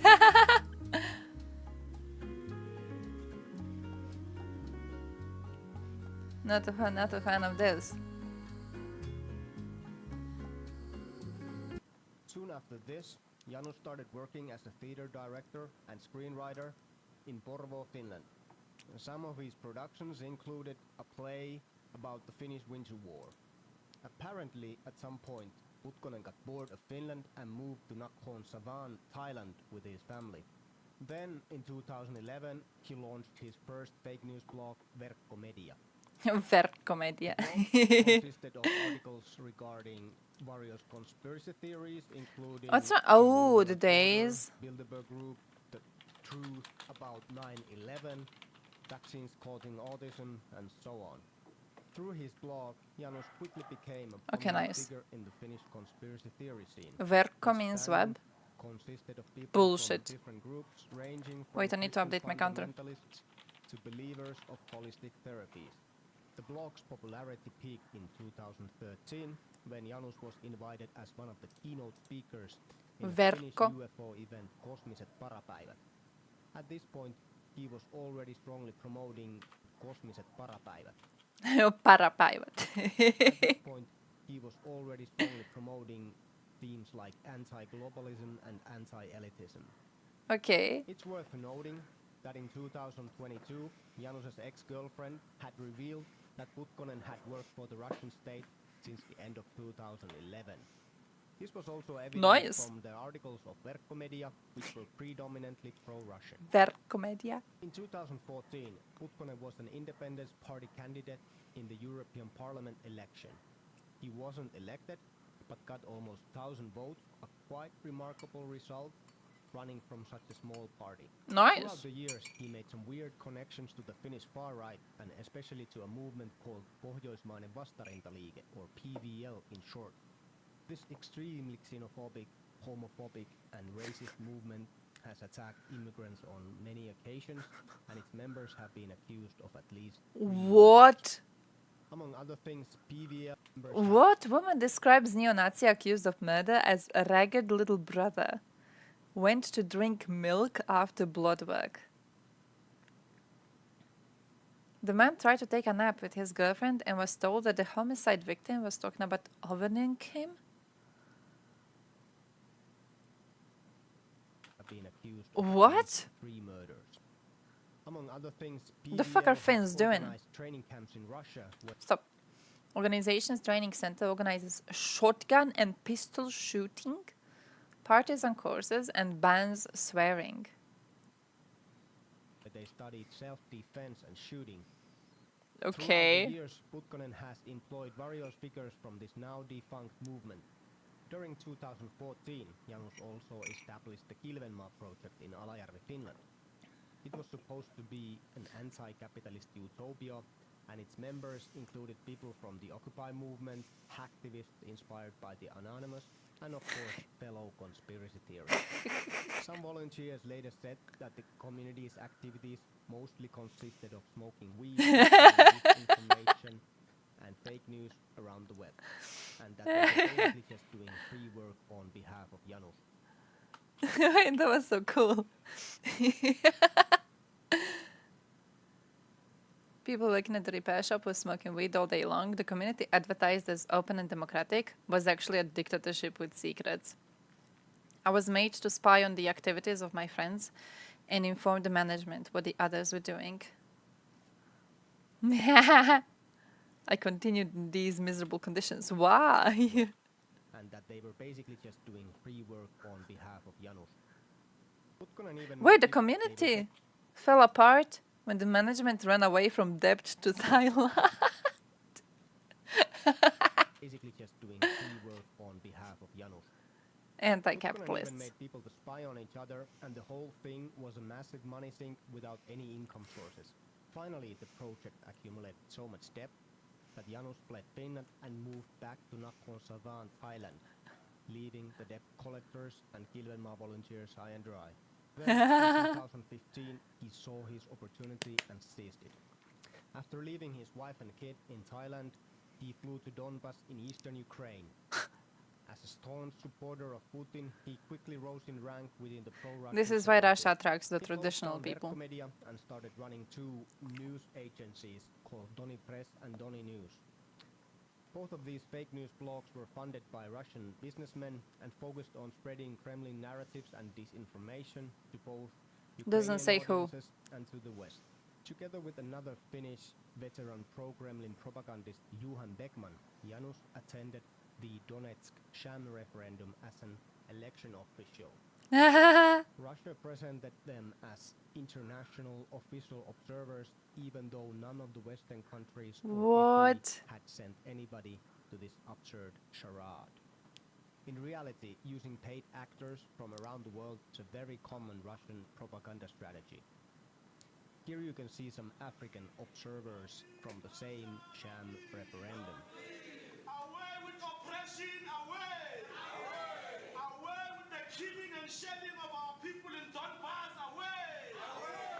Forward with freedom and self-determination, forward!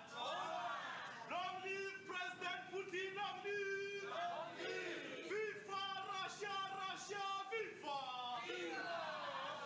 In August of 2016, hackers stole and leaked emails from Tatyana Yegorova, who at the time was one of the top officials of the made-up Republic of Donetsk.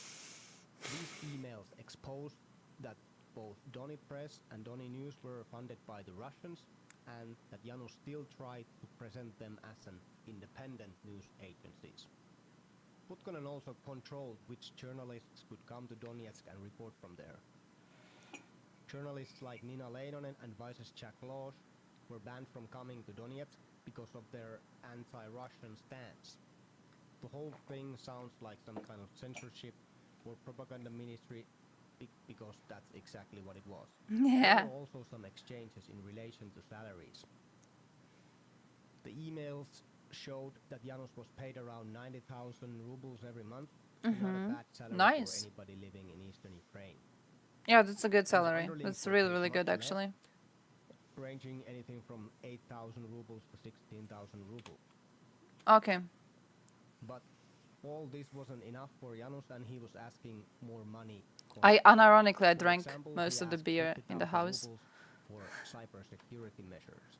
In 2017, Putkonen was featured in Vice's documentary called Illegal Raids in Europe's only war zone, Big Night Out, Ukraine. What? To sit down with a guy called Yanis Putkonen, who works for the DNR's Ministry of Information. This is the frontier of world revolution. In this documentary, Janus was out drinking and partying with his friends and parroting the same old lies about the independent Donetsk and Ukraine shelling civilians in Donbass. This Novorossian identity, which is protected and growing here, it's something what will spread, and hopefully it will show example by creating more People's Republic. Also to the west there should be People's Republic of Norway, People's Republic of Finland, People's Republic of Sweden, People's Republic of Germany. In 2019, Janus took over one of the biggest fake news blogs in Finland called MV-lehti. The site was launched in 2014 by a controversial Finnish figure Ilja Janitskin, who had made the site popular by publishing anti-immigration news and rhetoric. After Putkonen took over the site, he filled it with pro-Russian news and rhetoric. There's no point in going through any of these articles in more detail, as they are simply the classic Kremlin narratives. Ban on eating meat and dairy products by 2030. Wait, what are the other ones? Globalist elite provokes bloody conflicts and coups. More detail, as they are simply the Pfizer saved batches of coronavirus vaccines in the European Union were placebo. classic Kremlin narrative. Ukraine's invasion attempts have failed. Kiev's losses exceeded classic figures. While the Finnish mainstream media admits that half of the Leopard tanks supplied by Finland have been destroyed in the invasion of Ukraine, Russian President Vladimir Putin is commenting on the ongoing fight. Wait, so they think Ukraine liberating its territories is Ukraine's invasion? I mean, at least we can kind of give them the credit for spelling Kiev properly, but still. You can read on each and every one of these fake news blogs. After the invasion, Janus has been mostly focusing on bashing Ukraine and praising Russia and Putin. His main narratives are exactly the same as Kremlin's, ranging from made-up stories of Ukrainian Nazis, NATO secret bases in Ukraine, What and of to join course, USSR? bioweapons Ukraine. These strategies include stealing images and using them Wanted in wrong to be. context, translating news from What's the RT word? and They wanted to be part of Russia too, I and hear, simply making stuff from up. proper sources. Fortunately, these days his audience is becoming smaller and smaller. In 2022, Janus and his associate Kosti Heiskanen started their own travel agency, Fenno Travels. The goal of this agency was to improve Can you the go and relations travel to between the Finland front and line? Russia Because that would be by ridiculous. organizing trips from Finland to St. Petersburg and other Russian cities. As is tradition when it comes to Putkonen, the whole thing was a complete disaster. The group did actually go to St. Petersburg, where they had a very vodka-oriented trip, and the people seemed to enjoy themselves. But then the nightmare began. Kosti allegedly embezzled 60,000 rubles of the agency's money, and the travelers were forced to act on some kind of propaganda event for the Russian military. What? Minun päälleni on heitetty kyllä todella paljon paskaa. Siis mä en ole varastanut yhtään mitään. Mä oon tehnyt kyllä todella paljon matkoja. Ja ennen kaikkea, siis mun prioriteetti on se, että asiakkaista pitää pitää huolta. Fenno Travels did their final trip in December 2022, when Janus traveled to Murmansk with a few Finnish patriots to attend a sham international conference. He also went there to commemorate the friendship between Russia and Finland.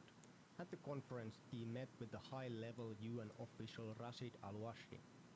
Rashid was a completely made-up person, and he was used for propaganda purposes, as Janus was trying to create some kind of casus belli on behalf of Russia against Finland, in case Russia decides to attack Finland too. But most of all, Janus was there to promote his autobiography, Patriot's Diary, that wasn't even written by him.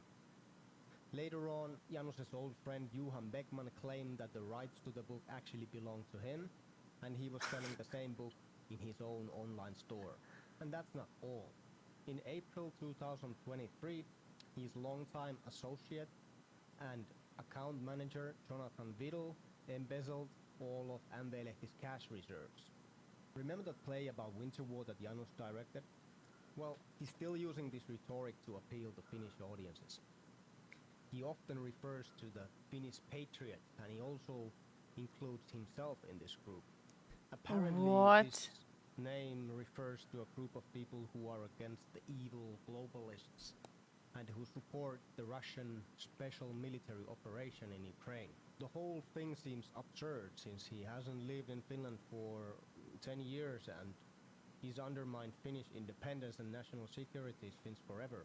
As of today, Janus is still pushing fake news about conspiracy theories, the evil globalists, and the good and almighty Russians who are here to save us from the decadent war. Ah, fair enough. But you're still thinking about that Mr. Finland competition, right? No. Unfortunately, Janus did not win the race, but he Who was won? selected as the press favorite. Who won? This concludes the first episode of the Soup Central. I hope you enjoyed it. And there's more to come, so don't forget to subscribe to my channel. Did I? I did. Nice. next time, my friends. GG. What a great man. What a great man. Soup thing has really been good, to be honest. He's doing really good job on these. So support. Yeah, I want to know the prettiest lad. I want to know.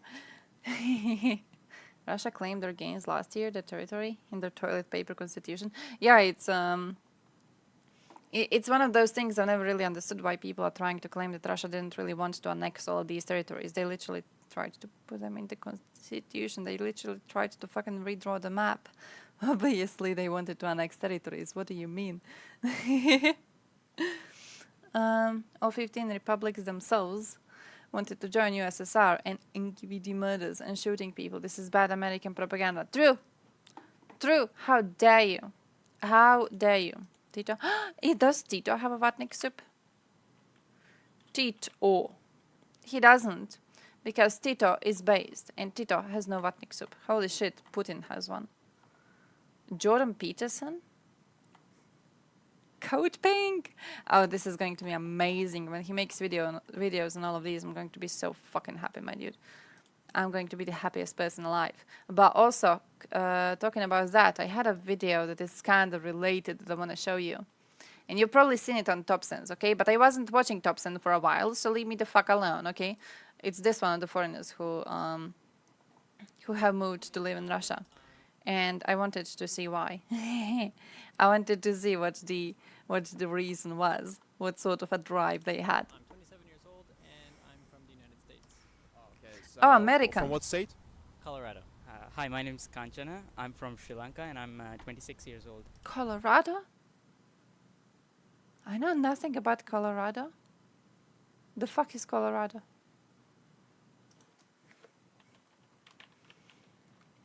Which one is it? Oh, cool flag. I like the flag. I like the flag. That's a cool flag design. Holy shit, nice. Look at this. I like this. I'm a fan of this. I'm a fan of this. What else? Looking very squarey, looking very blocky. They have weeds, trees.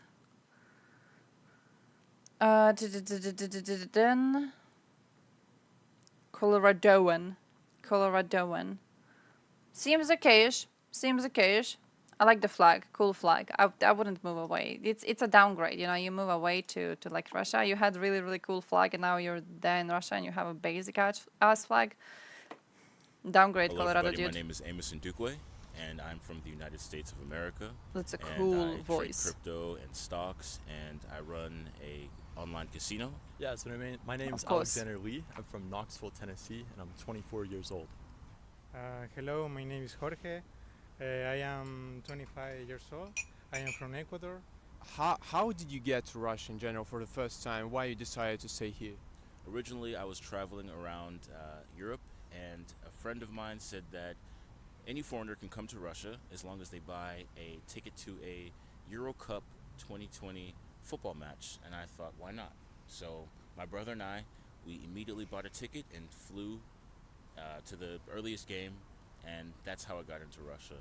You took this opportunity to visit Russia, and you liked it. I loved it. It was better than expected. It did feel like America a little bit, just how everything is a lot bigger compared to Europe. So I definitely did love it. The food, the people are very nice. So I didn't want to leave. Really, it was because I wanted to study the language from a linguistics point of view, I guess. I got a scholarship to study in Russia.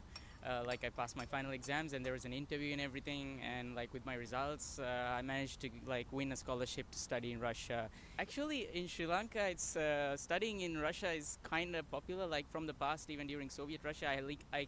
I even have an aunt who studied in St. Petersburg in Russia, and she studied in Russian during that time. And so I was kind of nervous to study in Russian because Russian is not my language, so first language. So I was kind of confused about that, how would I approach this? But she gave me confidence. It's okay. You'll study you'll learn the language and it'll be fine. So yeah, it's kind of popular to study in Russia. There are some opportunities to study here, and I managed to win the scholarship. So I thought, okay, let's try in Moscow. Yeah. In 2017, after high school, I decided to take a gap year and I was actually just thinking about it, how likely? How likely? Because for the Americans, I'm not sure.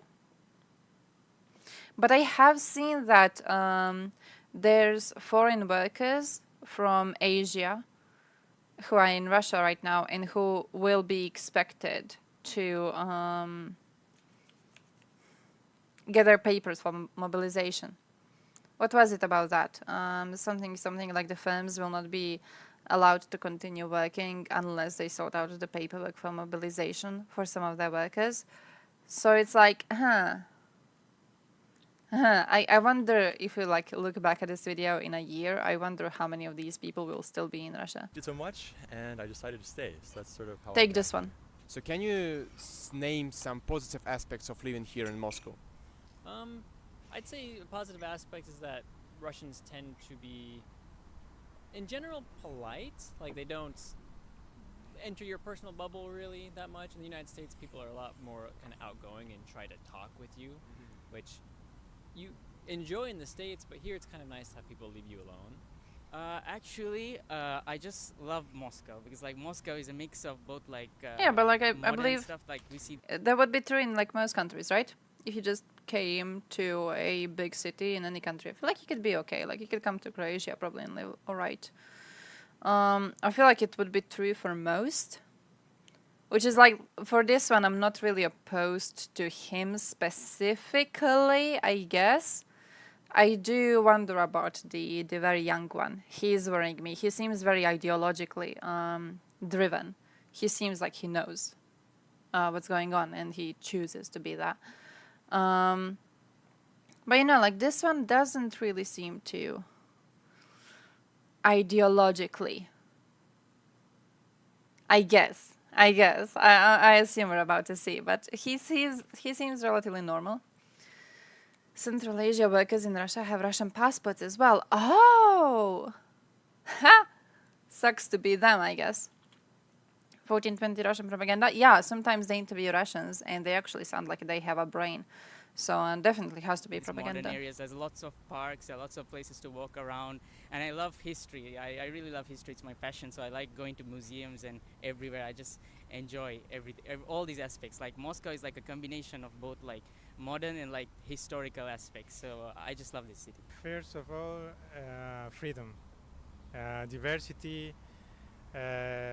In Moscow, there is a lot of opportunities. Not just in study. I spend most of my time in St. Petersburg. I've just come to visit Moscow now, recently. However, there are a lot of. But I don't know. I don't really think it's all scripted. I would say the size is the biggest country in the world. Has everything. It's shut up. It reminds me of debates over like whose propaganda 1420 is, and there's people claiming it's Ukrainian propaganda because it makes Russians sound really stupid, and then there's also people claiming it's Russian propaganda because it makes some Russians sound reasonable. And I feel like, you know, when you compare it, it kind of possibly is like in a way okay-ish, especially because I believe most people are smart enough not to base their opinions on politics and countries on, you know, random street interviews. We're decommissioning all nuclear power plants before the end of civilization globally in a few years. Because of non-optimal ambient temperatures, we might save some species.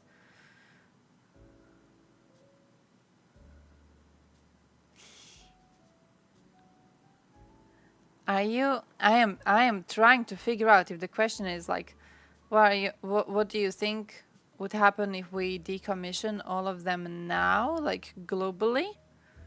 Or like, are you talking about specific cases where they have been decommissioned already? But I think, I don't know, I think humans are like cockroaches. I think we're going to be doing all right. I don't think we're dying. I don't think the planet's dying. I do think that we have caused a lot of shit with our treatment of the environment, and we do need to work to improve it as soon as possible. But you know, I don't think we're dying. I don't think the planet is dying. I don't think anyone's dying. Approved by FSB. Russians just want you to listen to them.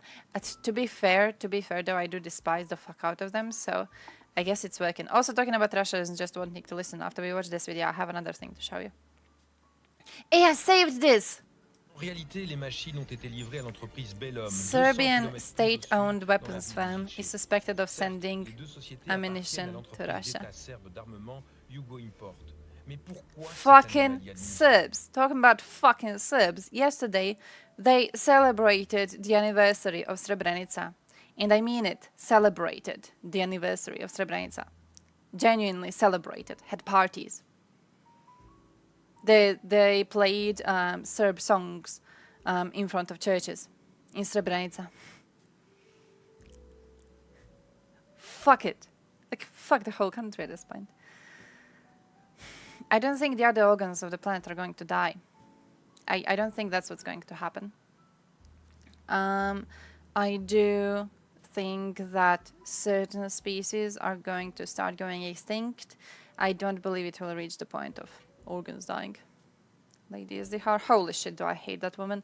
I rewatched her video recently, the one on how she chooses sources to follow. Bro, I got angry. Have you guys seen that video? Oh, it's such a shit video. I'm getting angry already. I'm not even looking at it right now. Assalamu alaikum. But she has this video where she's like, oh yeah, I'm choosing to focus. Which one is it? I'm choosing to focus specifically on like good parts of Soviet Union. Because so many people are talking about bad parts. So someone needs to talk about the good ones. So I'm here to talk about the good ones. Fuck, which one is it? This one, Soviet Perception Scale. This one. This one. The reality. So she does the whole little drawing thing. Like experiences of Soviet Union, and these are the exceptionally bad ones, and then these are the exceptionally good ones, right? And then she goes, these ones are more likely to have experience translated, distributed in English. The whole video is basically made specifically to get best part of Soviet Union is that based. The whole video is made specifically to target Westerners.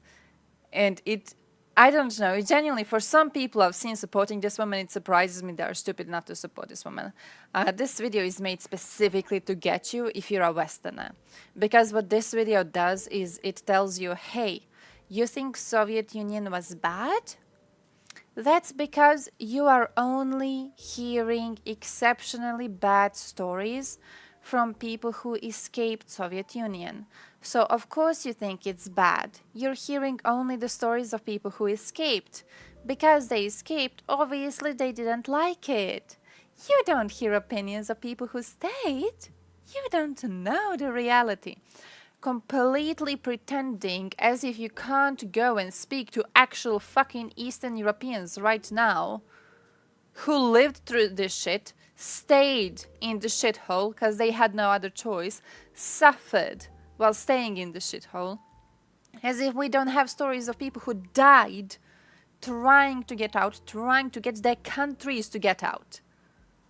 Like the whole this thing, it is based only and solely on getting you, if you are a Westerner, listening only and solely to other Westerners.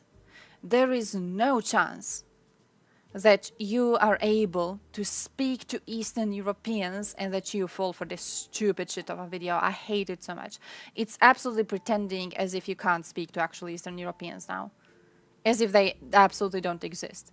As if you go to Eastern Europe right now, the only people who have stayed there are going to be people who loved the Soviet Union. But you, as a poor little Westerner, you have never heard their stories because they never went to your English lands to speak in English.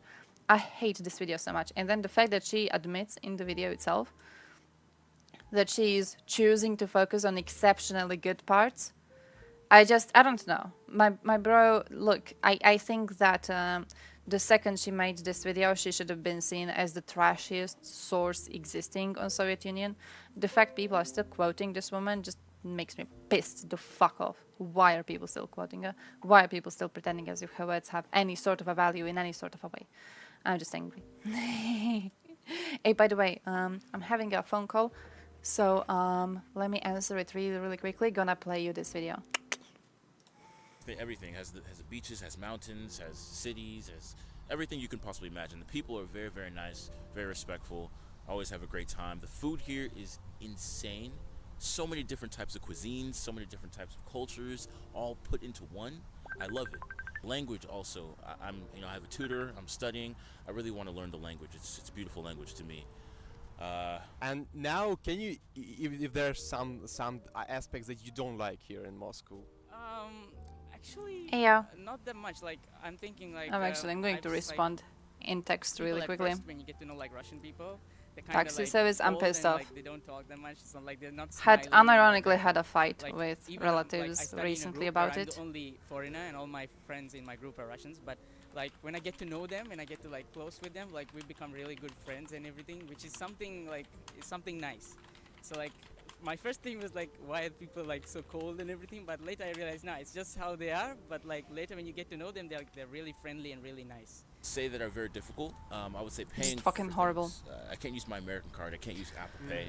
Things as simple as that are, become very, very difficult, and people don't know English Way that better much than the here. old That's one Soviet thing. Russia? I do travel a lot. I've been to many, many countries, and even in the most strangest countries, you would have never imagined they just know English. And I don't see that here. And it makes it difficult, but it does force me to learn Russian, so it's good How and to bad. say it. But yeah, pros and cons to everything. And why do you think Russian people don't really speak English? We have a saying in Croatia. I'm gonna teach you about a saying we have in Croatia. Okay, it's like this.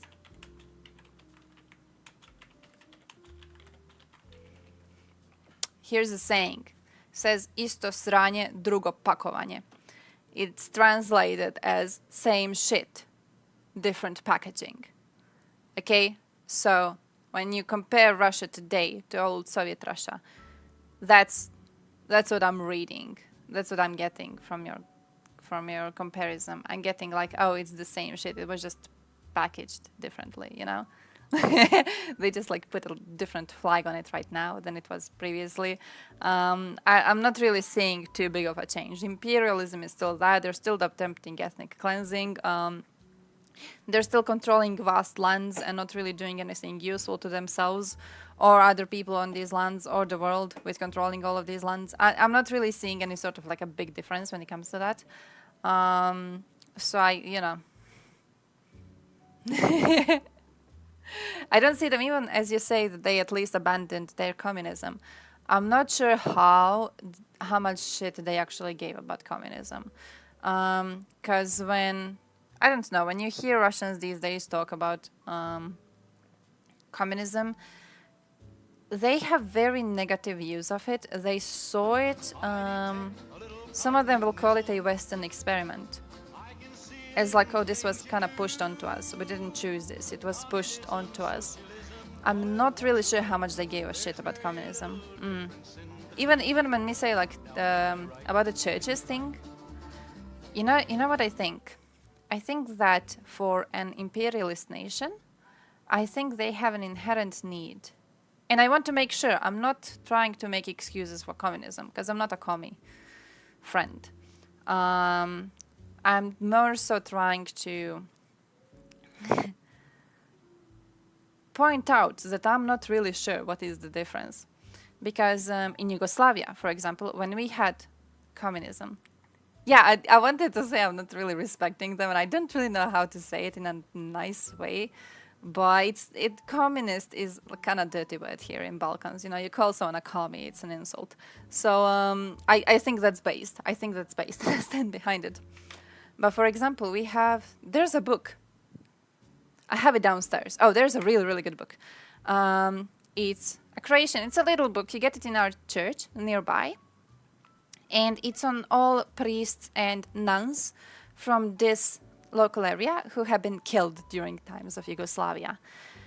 But it kind of got me thinking about it because I don't know how much communism was an enemy of religion in comparison as to how much the empire itself would be hating religions. Because the empire, the imperialism of your nation, like you control a bunch of different nations, you want them all to pretend to be getting along. You don't want big differences to be formed, because big differences mean that people are reminded that they do not belong to the same nation, and this weakens your empire, because you're trying to build the empire on the delusion of it being a federation. That's what USSR was, that's what Yugoslavia was too, right? So in Yugoslavia, Serbia wanted to have an empire. It was supposed to be a federation, we were supposed to be equal, we were not equal. We were never equal, we were never standing on the same ground. But their fight against religion and their fight against nationality itself, it was supposed to kind of smooth these differences between different peoples, so they would not be reminded that they have less powers than someone else. They would all think they're the same. And I'm not sure how much this is a trait of communism and how much this is a trait of imperialist nations, because we've seen it in both USSR and Yugoslavia, but also in both of them we've seen, quite strong imperialist tendencies. Here on these trees, among their leaves, we shall hang the communists. Oh shit. That's what communism does by design. Other empires don't do that. Ah. I feel like USA is not an empire though. USA is not an empire though, is it? I'm not really sure I would see it as an empire. And also considering the fact that USA was kind of started as the anti situation in Europe, I feel it would make sense. But like if you compare it, which empire could we compare it to? I feel like a lot of times during empires in history, we have seen persecution of people with different religions, haven't we? You think? I don't really think it's an empire, to be honest. I don't really think it's an empire. You could talk about the spheres of influence of USA, sure. Yeah, I don't really think it's an empire, though. Does imperial shit? Yeah, it could be said like that. It could be said like that. I just don't really see it as an empire. I don't know. Doesn't seem to be that way, is it? I don't even know how much imperialist tendencies it has, to be honest. Like the ones that it's actually acting upon. I'm sure it does have in the population. I'm sure it has a lot of them. But when it comes to, you know, stuff that I would usually see is imperialistic, I think I think I see it through the lens of Yugoslavia. So I'm trying to figure out, you know, okay, Serbia was trying to make an empire and was using these and these and these things. And then I'm like, okay, well, what similar thing is USA doing? And I don't really think it can be compared. But you know what it is? Yes, I'm in Croatia. Yes, I am in Croatia. You want to be coming to Croatia? Haha. You know what I think it is? Who saw last debate Dylan Burns had? Not last, it was one of them. But the one he had, and there was Anna, and there was non-smoker and everyone. And in one part of the debate, Anna gets really, really angry because they're having conversations about how if Ukraine is not under Russian Empire, Ukraine is going to be under USA Empire, and she gets pissed off because they are comparing Russian aggression and genocidal invasion of a country to what is USA's basically soft power. So when you talk about cultural military projection, I think that's that. I think it's like softer power, you know? It's like a different sort, and if we water down the word imperialism, we could call it an empire. But I think at this point you have kind of watered down everything bad about empires. You know? Yeah, basically that US imperialism means McDonald's on every corner. Yes. It's like you could say that's imperialism, but it feels like calling that imperialism is mockery of actual imperialism and of people who are suffering actual imperialism right now.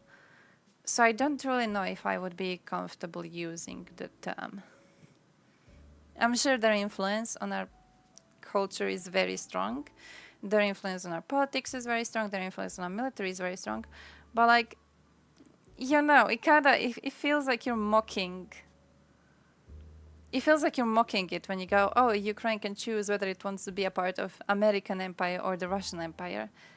And we see what the Russian Empire is trying to do to Ukraine. And we know that what American Empire would do would be like, what, trading with them? Yeah, I'm not really comfortable about that use of words. Soft power is just the result of never having to worry. Okay, yeah, that too. It does have the benefit of being separated on an island. That is true.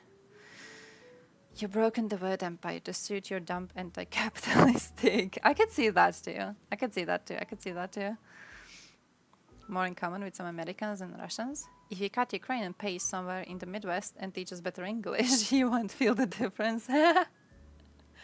Trailer for the Napoleon movie? No, I saw people talking about it.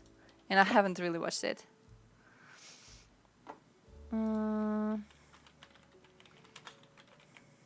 By the way, the first time I read that message, I read it as, have you seen the tractor for the Napoleon movie? That's imperialism.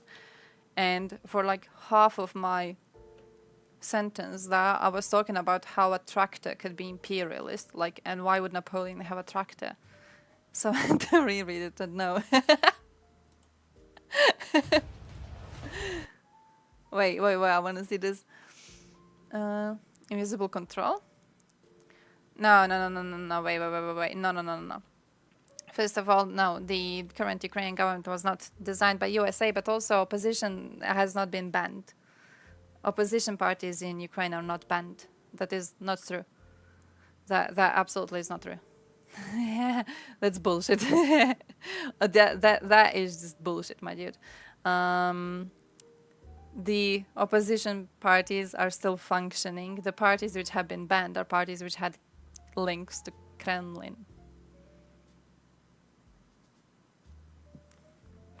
It is soft power because USA is helping Ukraine, which asked for international help. So the international community, including USA, is helping. Yes.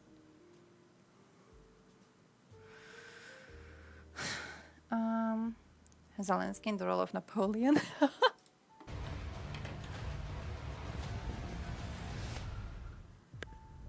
1.5 party system.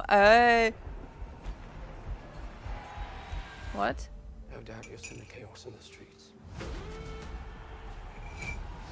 We must make an example, or France will fall. What would you do if this assignment of defense was transferred to you?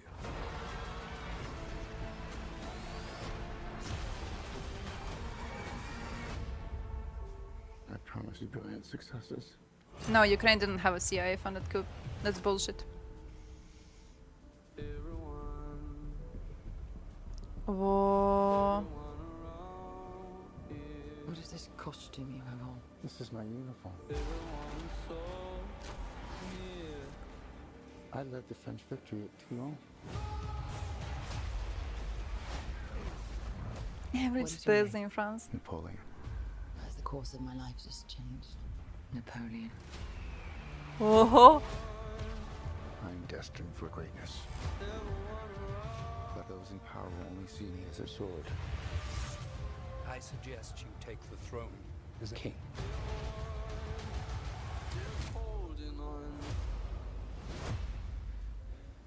Shall we vote?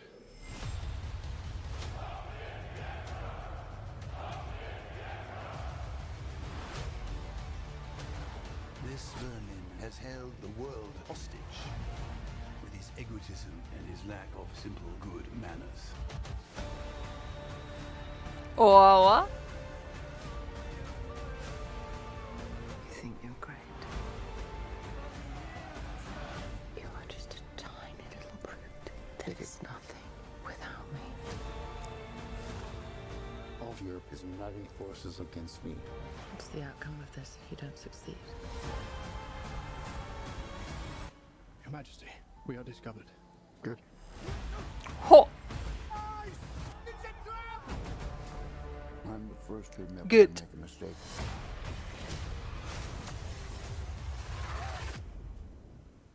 Yeah, that makes no sense. Whatever you fear from Paper Tiger Russia, USA does 10 times as effectively. USA is not genociding Ukrainians right now. The fuck are you on? USA is not kidnapping Ukrainian children right now.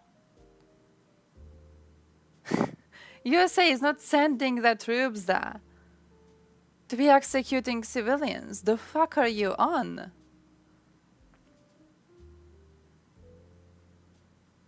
Just what are these? It is genocide. Putin himself wrote an essay outlining the genocidal intent behind this. Dude, this is like nothing to be denying in this time. Holy shit, the fuck? Putin himself denied the existence of Ukrainian nation. Putin himself has claimed Ukraine is not real. Ukrainians are not real. Did you like not read this? Have you not been following his words? Have you not been following his speeches? But how Ukraine can't be allowed to exist? Have you not been following the situation? Are you not following the fact that they are kidnapping Ukrainian children? Giving them away to Russian families to indoctrinate? Saying Ukraine as a nation is not real while conducting an invasion into Ukrainian territory, while your officials are claiming that anyone who calls themselves Ukrainian is a person with a mental illness, while they're executing people for being Ukrainian, absolutely is a genocide attempt. While children are being kidnapped, while prisoners of war are being castrated, that is absolutely a genocide attempt. Absolutely a genocide attempt. Yeah, there's nothing to like go against the fact that Russia is conducting a genocide attempt. No, they kidnapped children. Dude.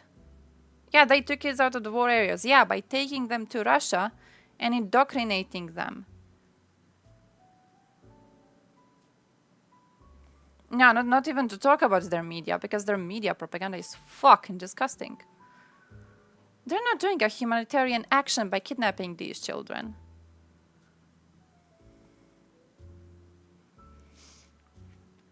Putin himself confirmed Ukrainians don't exist. And since they still somehow exist, they must all die? Yeah, no, absolutely. Just fucking ridiculous. This is a situation where they go, invade a country, make the area of a country into a war zone, take the children from the mentioned area, take them to Russia to indoctrinate them, and you see them as heroes for taking these children away? Not to mention that you can actually see the interviews with parents of these children who were just taken.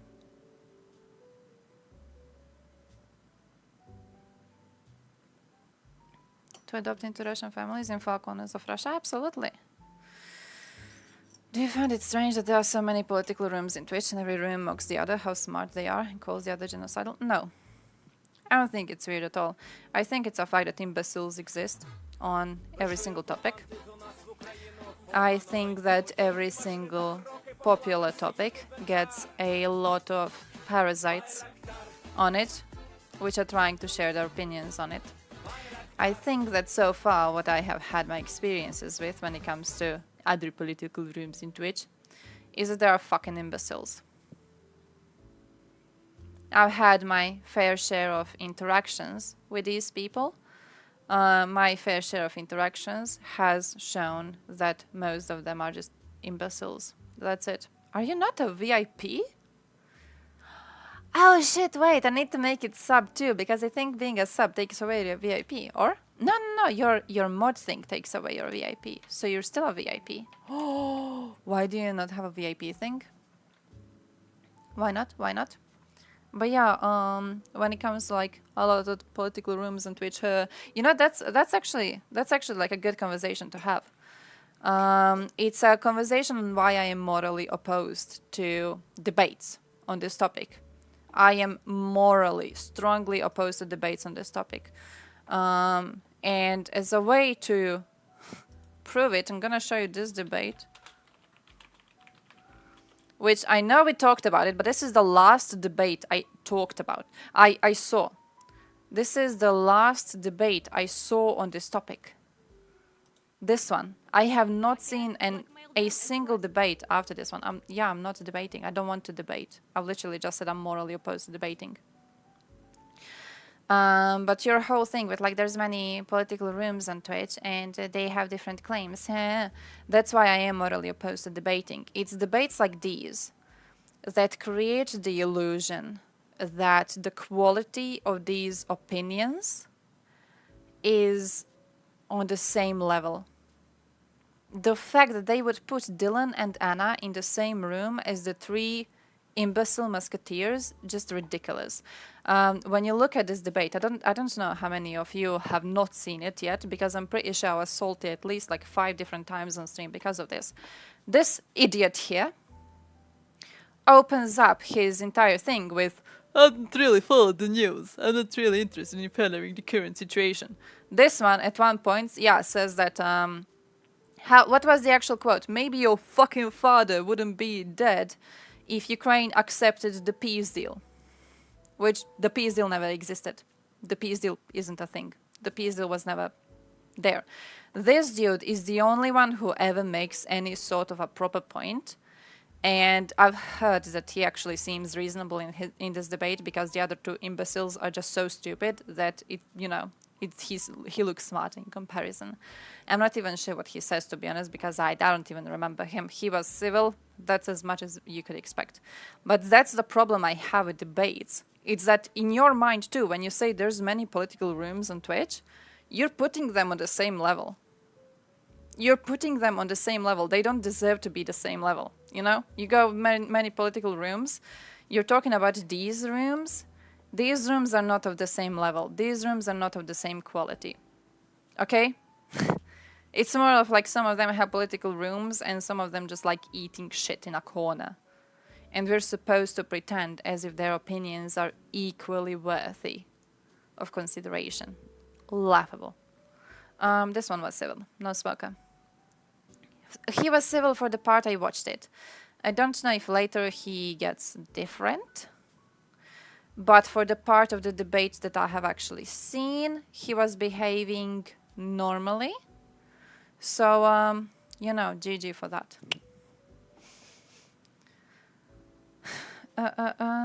But yeah, wait, where was I on this? Pros of the debate, Anna was there. That is true. That is true, that is true. Anna was the best person there, and I loved Anna in every second of it. Everyone else, though, I don't know. Just like the idea, Anna opens up her... Fuck, sorry that I'm changing the topic so much, but I have to show it to you. Anna opens up her introduction with being like, oh guys, you're all from USA, right? And they are. And I think that was the point where like I got personally fucking offended. Can you imagine this thing where you have some like fat asses sitting in their homes in USA and their opinion is presented as equally valid to yours? A person living in this country? And then the amount of avoiding any sort of confrontation is ridiculous. Like at this point, this fucker who believes that Ukraine was offered a peace deal and then refused to take it, this fucker talks about this peace deal which never existed. Dylan asks him, like, what were the security assurances given to Ukraine on the peace deal? This moron not only acknowledges there were no security assurances, he also says that Putin wasn't even like a part of the peace deal negotiations. My man literally calls the peace deal useless from the start, but he still believes that Anna's father is dead as a result of Ukraine not accepting the peace deal and Boris Johnson stopping it. This idiot claims he doesn't follow any news. At one point, Anna goes, oh yeah, Putin said that Ukraine doesn't exist as a nation. He goes, what? Do you have a source? When you say there's many rooms, the fact is you're talking about people eating shit and people having actual knowledge on the topic.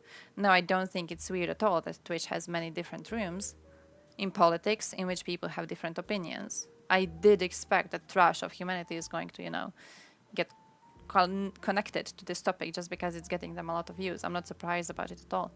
I'm surprised about the fact that you would put them in the same fucking sentence as if the quality of the arguments is not completely different. What does this fucker want? Kétnapos NATO csúcs találkozó. A legfontosabb kérdés, mi más lehetne, mint az orosz-ukrán háború. A magyar álláspont változatlan, ezt fogjuk képviselni. Ukrajnában nem fegyvereket, hanem békét kellene vinni. Szünetre volna szükség, és háború helyett minél hamarabb meg kellene kezdeni a béketárgyalásokat. A magyar álláspont világos, hiszen a háború a szomszédunkban van, és a Kárpátalján élő magyarok miatt magyar emberek 10 000-ei vannak közvetlen veszélyben.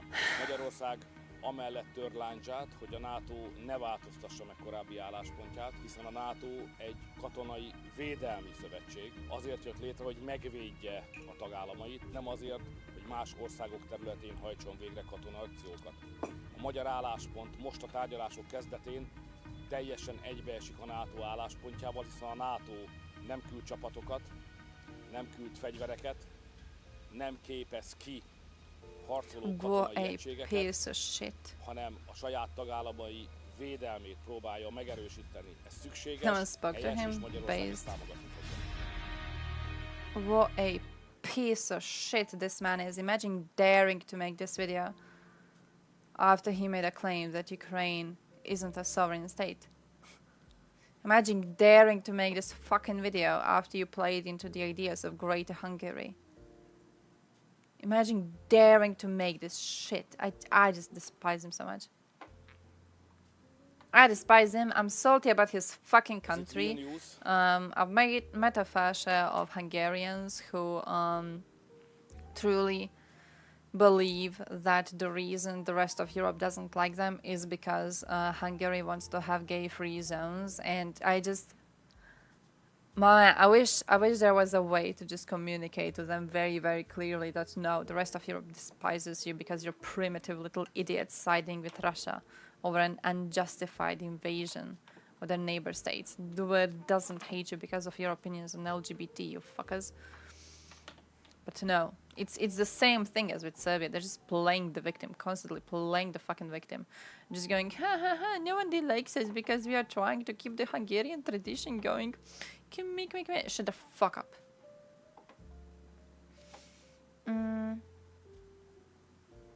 At least doesn't have Russian language. Okay, yeah, fair. He was chill as usual because she gave him some compliments, so he was smitten. Oh, Smoker? I could see that. I don't know if he said anything bad, like, later. I got really, really angry. Truly, like, this was the debate where I was like, oh yeah, bro, Westerners should have been silenced when giving opinions of these things, because so many of their opinions were just stupid. I think we can all agree, like, I hope we can all agree that the 1990s for Russia was like a pretty horrible fucking time, and most people seem to have projections of shock therapy killing anywhere from like a couple 100,000 to maybe even millions of people in Russia. So the Russians having nostalgia for the Soviet Union, I think that's not evidence of Soviet Union 2.0 being built right now. I think that's evidence of, hey, we're trying to utilize old symbols that, you know, associate the Putin regime with like a good time in Russian history. The whole thing that Omni got into with He's literally going like, the fact that they are using USSR symbols during their invasion does not mean they are trying to revive USSR. It just means they are using USSR symbols to paint the Putin regime as something they would like, which is USSR. It's a long sentence to say, yeah, I'm GG with them trying to build new USSR. A new empire. Yeah, you know how...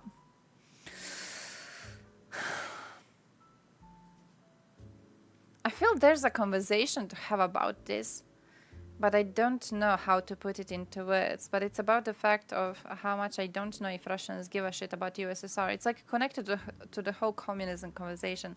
I don't think they give a shit about communism, and I don't think they give a shit about USSR.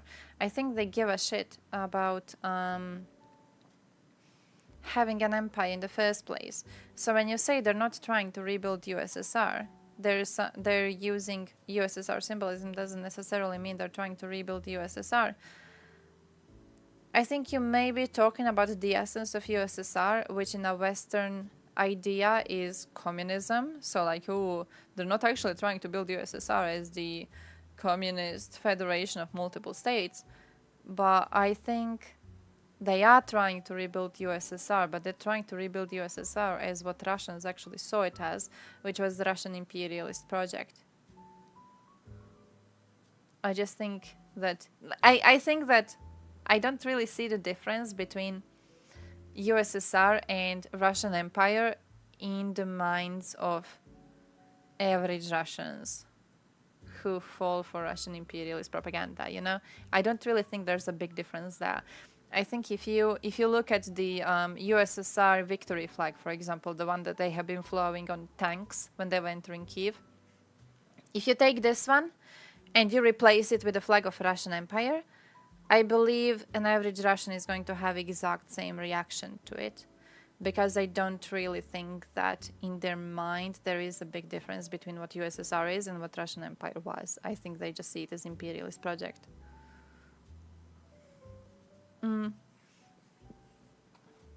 Oh? Totally to signal to all people. Yeah, but like you're signaling to them that you are rebuilding a imperial project, aren't you? I feel like that's what it is. Hungarian Prime Minister? Wait, who? Who? USSR and the Russian Federation are the same shithole? A different ruler? Yeah, that too. Hey, talking about that, there was something I wanted to show you. It was on Kasparov. I need to show you a take.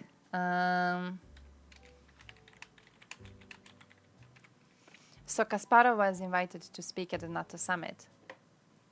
Found it. Kasparov has been invited to speak at the NATO summit, and there was this opinion by the Russian opposition, let's call it opposition, immigrant community, which I thought was really, really cool. So, key figures of Navalny's movement, the only opposition group with any clout in Russia, live in Vilnius, but NATO's public forum flies in Kasparov from the US as a Russian voice. Inevitably, the reaction from the Russian immigrant community boils down to NATO being out of touch. And I love this tweet so much. I love it because he's completely missing the point. Kasparov was not meant to be Russian voice. I don't think he's understanding it at all. Kasparov is not meant to be the voice of Russia. Kasparov is an expert in a way. Kasparov so far has been correct about most of his claims about, you know, Russian imperialist tendencies. Kasparov back in 2014 was warning about the danger of appeasing Russia and appeasing Putin. Kasparov was not flown in as the voice of Russia. Kasparov was flown in as a man who is an expert on Russian society and Russian affairs. He himself was very loud about not being the voice of Russia because Russia itself is an imperialist shithole. He talked about how in order to get imperialism out of the mind of an everyday Russian, Russia must be defeated. The empire must be defeated right now in Ukraine. We must see Ukrainians regain all of their territories. We must see them chase out all the Russian invading troops. Because only with a complete defeat of the empire are Russians finally going to figure out what sort of a delusion they have been living in. Kasparov never pretended to be the voice of Russia. He doesn't want to be the voice of Russia. He is the opposite. He is the one who looks at what the voice of Russia is, and he is the one who tells you, hey, these people are fucking dangerous, and we shouldn't be seeing them as allies. So the fact that the Russian emigre community is bitching about him going to the NATO summit, I thought it was ironic in a way. I thought it was ironic because it's interesting because you have Russians who are pro-Putin, you have Russians who are anti-Putin, and both of these sides dislike Kasparov. And I truly see that this is because he is actually anti-imperialist. No one else is. When you look at Russian opposition, they're okay with imperialism, and when you look at people who are pro-Putin, of course they are pro-Russian imperialism. He is not, and this virtue by itself makes him not an advocate voice of Russia, but also a man who can be properly commenting on the problems within the society. Oh, what is the talk about banning languages? What is the talk about banning languages? Prime Minister Odor?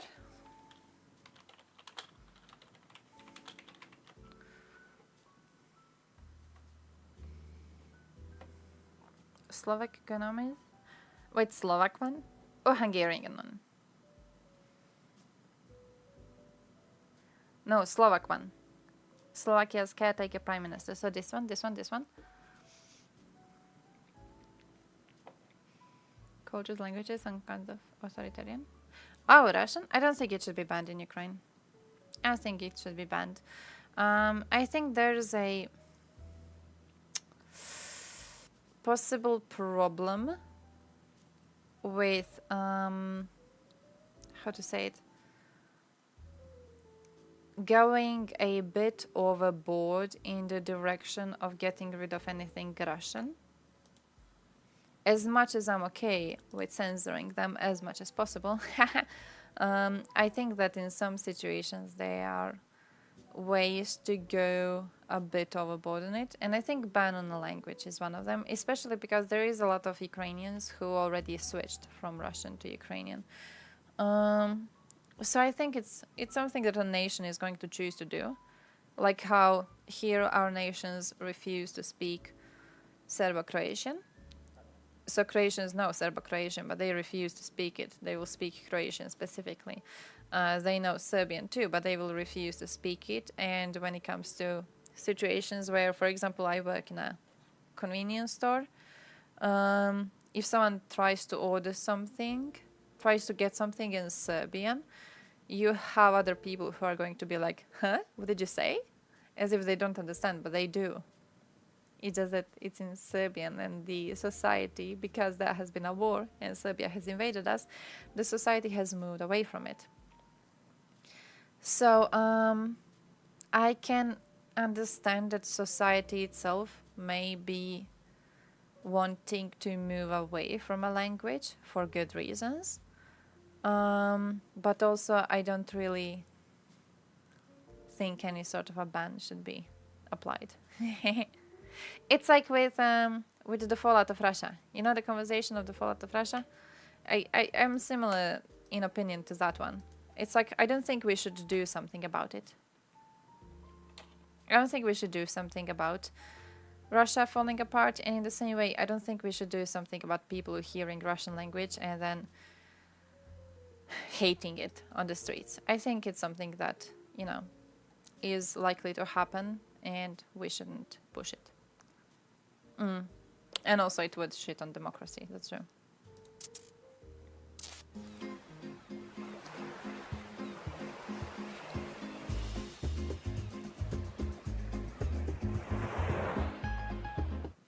Yo, nice. Less than a week until the launch of the Crimea Beach Party collection. Shit.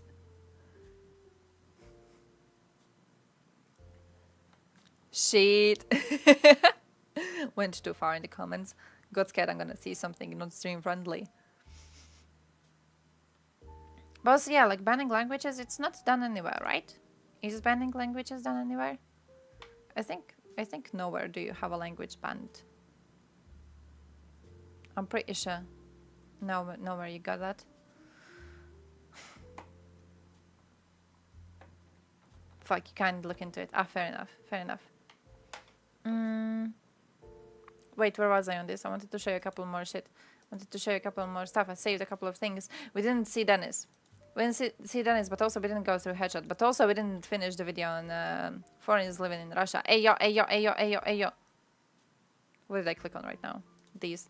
You wait. You wait. I'm not watching you. It's way too late in the stream for your slow talking. Hello, my friends. Why are we talking about airplane safety announcers? Why are we entering the topic of airplane safety? I will say this. I think it is because the passport that they have is not the strongest, so they don't, you know, they mostly go to Turkey, you know, or they don't leave Russia, and tourists don't come in a lot, you know, English-speaking tourists. So there really is no benefit or no real reason to learn English. But I think it would help Russia a lot if everybody knew English. I mean, if their passport was a little bit stronger, then they'd be able to travel more, and then English would be, you know, more widely used in Russia. So, you know, nowadays, many foreign people, they opt for other countries rather than Russia to live in, to move to. So why do you think I want to see this one. Why people decide not to move to Russia, not to live in Russia? Well, I think there's a pretty high barrier to entry as a foreigner living in Russia. I think that first you have to speak the language. And it's also hard to get a visa. I mean, you can't just show up to the Russian consulate and knock on the door. I mean, I've done that actually, and be like, hey, I need a visa, and it's actually really hard to get a visa to come to Russia. So I think the barrier is quite high. But if you travel here and you like it, I think there's ways, you can figure out a way to stay in Russia. So I think it comes from a long history of Russia being like the villain, especially like our films, you know, it's always Russians are always the bad guy, and there's this kind of feeling that Russia's just we're the enemy. Fuck, I thought the other one is gonna be an imbecile, and it's this one. This one looked normal. He looked normal so far. I was worried about this one because he says that how was it? He just moved that, and I was like, oh, this has to be ideological. No, he's actually, like, at least for now, he hasn't said anything particularly stupid. This one, though.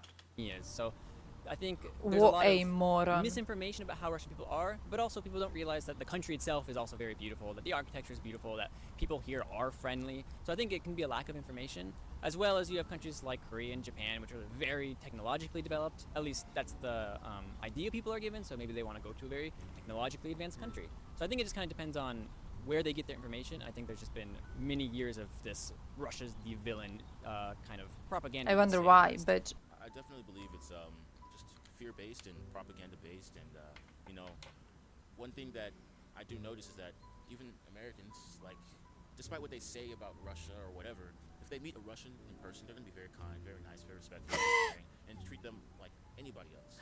Fuckers! Sit back at home on your couch and have these crazy opinions, but when you're really faced with somebody from the country, they're most likely gonna be very understanding. And that's Awesome, who Crimea belongs to. there's a disconnection. And, Fuckers. between the people, if they don't meet, then it's just gonna be words thrown, and nobody's ever gonna see what it's like. But from what I've heard and what I know as an American who's here, people have nothing against Russians, and most Americans have nothing against Russians as well. And if they did have a chance to meet, they'd realize I'm trying to find one Americans specific video. very similar. I've lived in 5 countries in the world, and there's no other place where there's. Who saw the news about that Russian in Erfurt, Germany? Come to realize that because of what we hear on the news and stuff, but we're very, very, very similar people. I think it's like the general image of Russia to the world. Like people see Russia and think it's just like Soviet Union, like it's all people are like this. It's not as developed as Western countries. So this bad image about Russia is here. So I think that's the main reason. But it's not like that. Like Russia, like I see Moscow and I see such an amazing city, such a great, like it's a big city. It's really clean. It's really nice. There are lots of places to see. Like people don't know that. People think like there's this bad image about Russia. But like I have friends, like as I told you, I have a good friend from France, and like he really loves Moscow. Like he says it's like one of the best cities in the world, and like people should come and see like how the difference is without just looking at the internet and thinking about these opinions. Well, I think there are a lot of reasons. I believe that the woke culture is spreading, and it's Found it. Woke culture. Oh, I piss on this man. I hate him so much. But these types of tweets, I don't know how many of you use Twitter, like some losers. But there's this woman in Erfurt. So, first thing you need to know is she has been cosplaying as a nurse online. Cosplaying, I don't know if cosplaying is a proper word. She's been lying to people that she's a nurse of some sort. And she made this whole little thing of like mocking Ukrainians, mocking Ukrainian refugees. She said that she's going to kill Ukrainians who come there. She's going to vaccinate them with vitamins. She made a claim that all Ukrainian women, refugees who come to Germany, have all been raped by Russian soldiers, and all of them are carrying the seed of, was it Buryats? I think it's Buryats. Basically a disgusting video.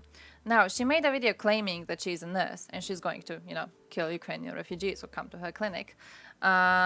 She gave a false name there, and people have quickly started investigating because they wanted to figure out who the fuck this piece of shit is. And then it turns out that they... wait, let me see if I can translate this one directly. Oh, I can. The police have not yet commented, but some Germans did ask a hospital where she claimed that she works. And apparently she doesn't work in the hospital. She's not even that. Now, people did guess that she's working at the gas station. The last time I checked, they were still trying to figure out her identity. They did use some app here to like figure out where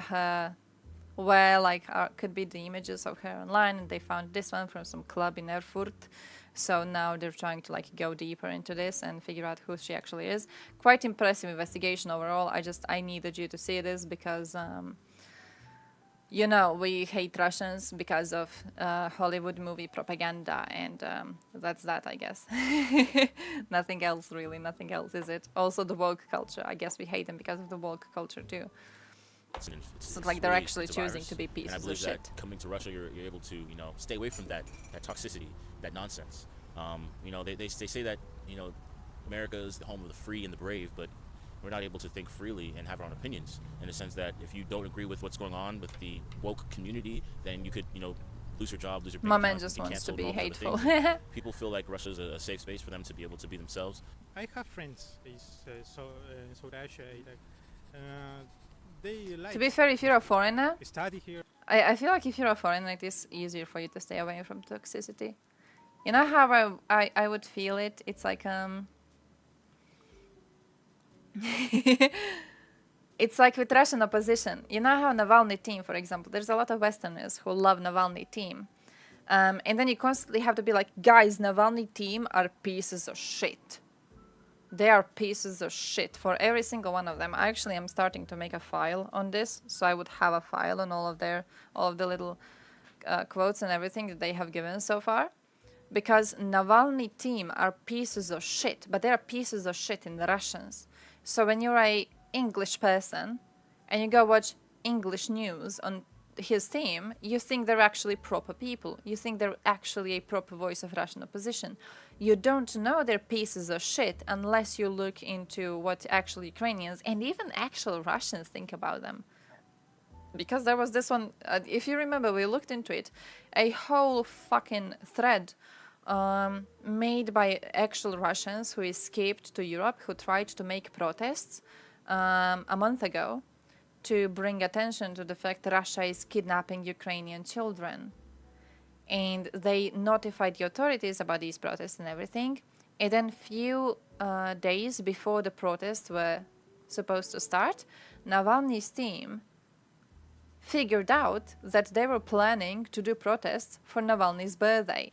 So they took over the date for these protests, they made protests for Navalny's birthday, and they got all the media attention. So the protests, which were supposed to be bringing attention to Ukrainian children kidnapped, it got almost no media attention. Everyone was looking at Navalny's team. Right now, they came to Vilnius for the summit. They are carrying around a replica of a cell where Navalny is being held. And that's it. They're there to mainly talk about how evil NATO is for mocking that Russian who got eaten in Egypt by a shark. That's it. They're just around to get attention. They don't do anything. They're bitching about Navalny being in jail. They did nothing to try and actually save him. They were advocating against helping Ukraine. It's ridiculous, but they do all of this in Russian, and then when they do some proper activism, they do it in English because they're trying to parade in front of the foreigners. So yeah, overall, I fucking despise them.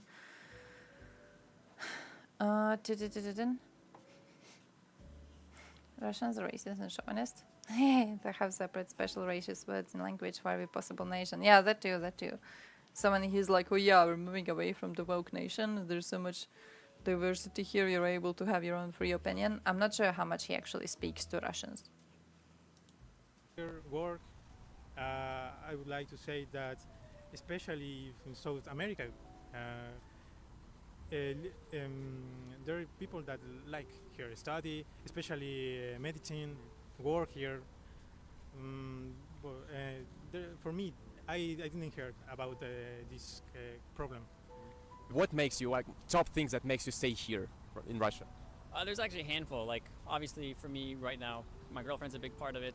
I love the public transportation in Moscow. It's amazing. Healthcare is so cheap. If I need to get some dental work done, I'd much rather do it here than the United States. If I get in some kind of accident, I'd much rather do it here than the United States. Cost of living is significantly cheaper. Even though I get paid less than I would in the States, it's just a fraction of the price. My phone bill is super cheap. My internet's super cheap. In general, it's much easier to live a comfortable life here, I think, than in the United States. I'm just, honestly, like I said, I'm treated better here. Like, I'm invited to more events. Like, I was at St. Petersburg Economic Forum last week. I was, top university in Russia for a study of international relations I attended, and I'm graduating right now. So I just feel like I'm treated better here, and there's just more opportunity. And it's really weird when I tell this to my friends in America, and also say this to my Russian friends, they think I'm kind of crazy. But just judging from my personal experiences, this is what I've experienced, and I'm just, that's what I've experienced. My man's treated better. Freedom of like traveling around the city and everything, and I would like even at night. It's actually, guys, it's actually because most of Russian-owned experts, they either fled Russia or they are dead in the fields of Ukraine. So Sometimes like it's kind of safe to be real with you. Like It's kind of safe, like to walk around. Foreigner like, outside of Moscow and St. like, Petersburg walk around the alive. streets and Holy shit. everything. It's really safe. Like I've been like walked around the city even at in the middle of night with like friends, and it's like it's really fine. I just enjoy the city even at night. So like also I enjoy the museums and everything, as I said before, and I just realized when I see the city, it's like it's so huge and everything. So like when you see that, it's amazing. It's amazing visiting parks and everything. Yeah. Speaking about communicating with Russian people, I'd like to now to speak about Russian mentality. So how can you describe it, and in general, who is a Russian person? Tokens might even Okay, be. I would say that it becomes more obvious when you've traveled a lot that I can't be say hateful. there are I have a strong foreigner in my rules country. Russia. I'll begin with that. And man has his duty, the woman has her duty. Protect, provide. That's the man's job, and the woman is to be nurturing, be caring. Cook and clean, whatever's okay in whatever household. Oh, they're not but, really making a good these case two for things are Westerners. pretty obvious and pretty defined in the home in Russia, from what I see.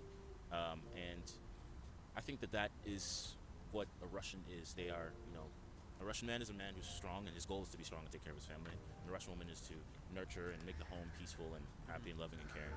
And make the home peaceful. family would be like, from my opinion. I mean, you kind of look at like, you can take Japan, United States, and Russia, for example. In Japan, Like the fact this was filmed 3 days ago. 3 days ago this was filmed.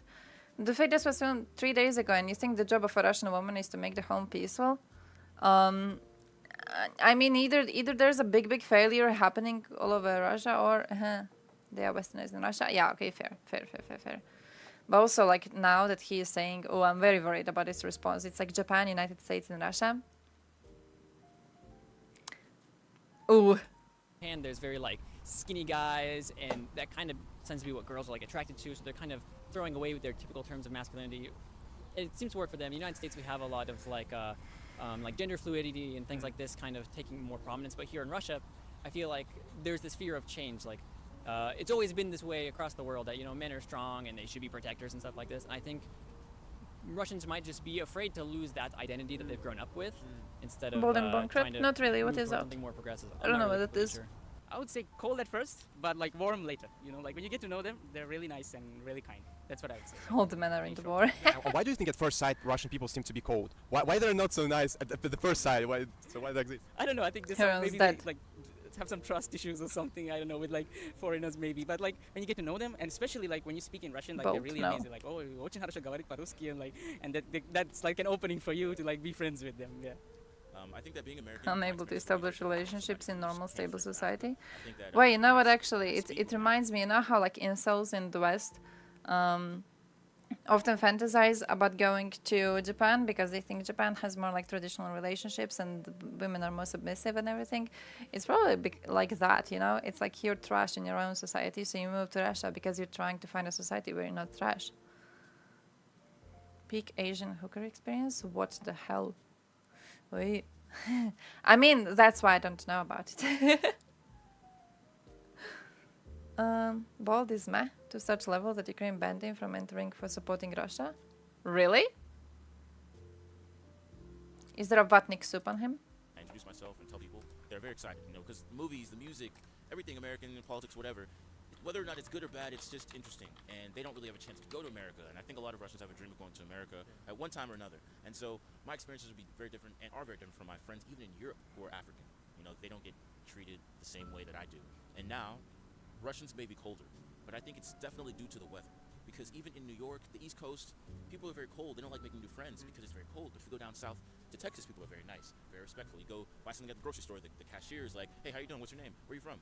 And I think it's something you find when you go into hotter, warmer climates. I lived in Sweden for 2 years. It's very cold. They don't really like to talk to new people. However, I'm American, and they're extremely happy and excited to talk to me. I'm in Russia. It's cold. They're extremely excited and happy to talk to me. And I think that these factors all come into the weather is definitely a huge thing. Yeah, I mean the weather here is really harsh and everything. Like when I started here, like I used to get colds and everything. And during the winter, it was really hard. I used to take like tablets every day. But like now I'm really used to like, I lived like 4 years here. So like, now I'm really used to the weather and everything. And I like Russian mentality is very prudent. I think that Russians are they're much more to themselves than Americans, which that's something I miss about America. I think, you know, I miss like people just like waving to each other like hello, like very open. But some people criticize Americans as being superficial because of that exactly. But I think Russians are sort of like a hard nut almost. Like the outside is very hard, but once you get to the inside and you get to know a Russian person, it's very really good. So I think Russians are a little bit too more. Oh, here themselves doors than Americans, Soviet but, shit. Once you get to know them, they're So basically, Bold and Bankrupt is like a Lady Izdiha level of internet. Is that what it is? Russian people, there are like good friends. They love to talk, to share things. I know people, Russian friends. Give me a second. They help you when you can talk Russian, and I could say that this is the like problem when you came first time here. Nothing. Keep on getting calls from relatives, and they just like stop after a few of the rings. Friends, Russian friends here. Do they generally differ from your friends from the US or maybe other foreign friends you have? I'd say more pessimistic, maybe. They actually choose to love Russia from inside Russia, not from far away. Yeah, that's based. Would be right if all Russian supporters would do the same. True. True. Doesn't matter who, like, oh, that's the American speaking in you. Like, he actually knows Russian and Hindi and goes outside and is a total narcissist. Russians, and I think that Russians are actually much more similar to Americans, especially Americans living in the South, you know, where I'm from in the US. I think there's a lot of similar values that people share. So I think it's a myth that Russians hate Americans. Oh yeah, interesting Soviet history can be sus though. Okay, and have you personally but ever I don't really know who that is, so I don't know what he's saying. Some maybe racial things, but like interesting Soviet history absolutely can be a sus racist, thing. Maybe statements from Russian a lot of people do use it as situations like this. I've never faced a way to idolize, the only thing that idealize the society. People had to take pictures of me, so that's totally fine. And if I had never it's like you truly, you know how I see it. You know how Lady Izdiha does it, where she claims she is not pro-Russia, but then you look at her videos and they're fucking delusional and she's an idiot. And then in her comments, it's all trash of humanity collected there. It's all people being like, yeah, well, I'm actually Russian. And yes, I do wish Soviet Union is brought back because it was such a good time and everyone had good time with us. And it was the Westerners which made them think they're not having good time with us. But we actually were very strong. Stuff like that. That's the way I see it. Like I hear someone has an interest in Soviet history and I'm like,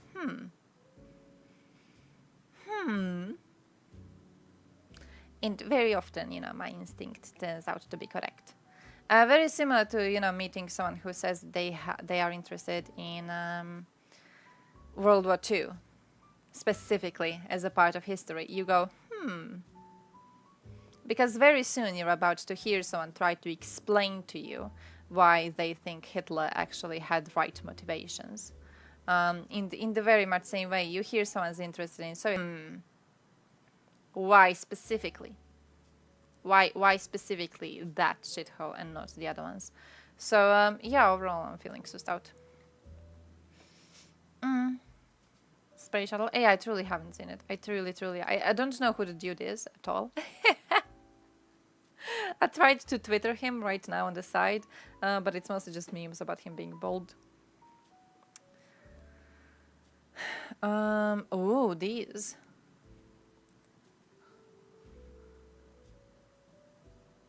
Whoa, we got a whole list. Gives you some idea of where to look into. Nice. Nice. Oh, him living in Hungary and being interested in Soviet history is even worse. That's even worse. That's like living in Chechnya right now and supporting Putin. It's shitting on the graves of all the revolutionaries who fought against Soviet Union. Bold and rich then. Bold and rich. Just fucking ridiculous. I don't know. Interest in Soviet history is much more genuine. How would you how would you measure the level of how genuine he is? How would we make that decision?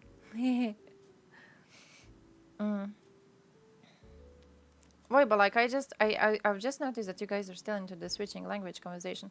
Guys, you are aware that's like, it's not going to happen. This is just like bullshit. Like Maniac, the language isn't gonna get fucking banned. That's ridiculous. There is no way to ban a fucking language. You don't, yeah, literally a Maniac. Yeah, you don't ban a fucking language. You don't do that. That is absolutely unrealistic. You don't do that shit. There's no way for you to do that shit. And also there's no way for you to do that shit while remaining a country which functions.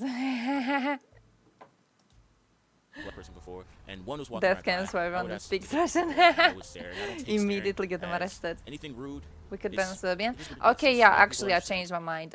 Yeah, banning languages. Fucking based ban Serbian. Listen to every home to catch Russian speakers. Put cameras in every single corner of their house. I've changed my mind fully right now. Yeah, absolutely, absolutely. Put like spies on the street to listen to all of the conversations. We should do that. I agree.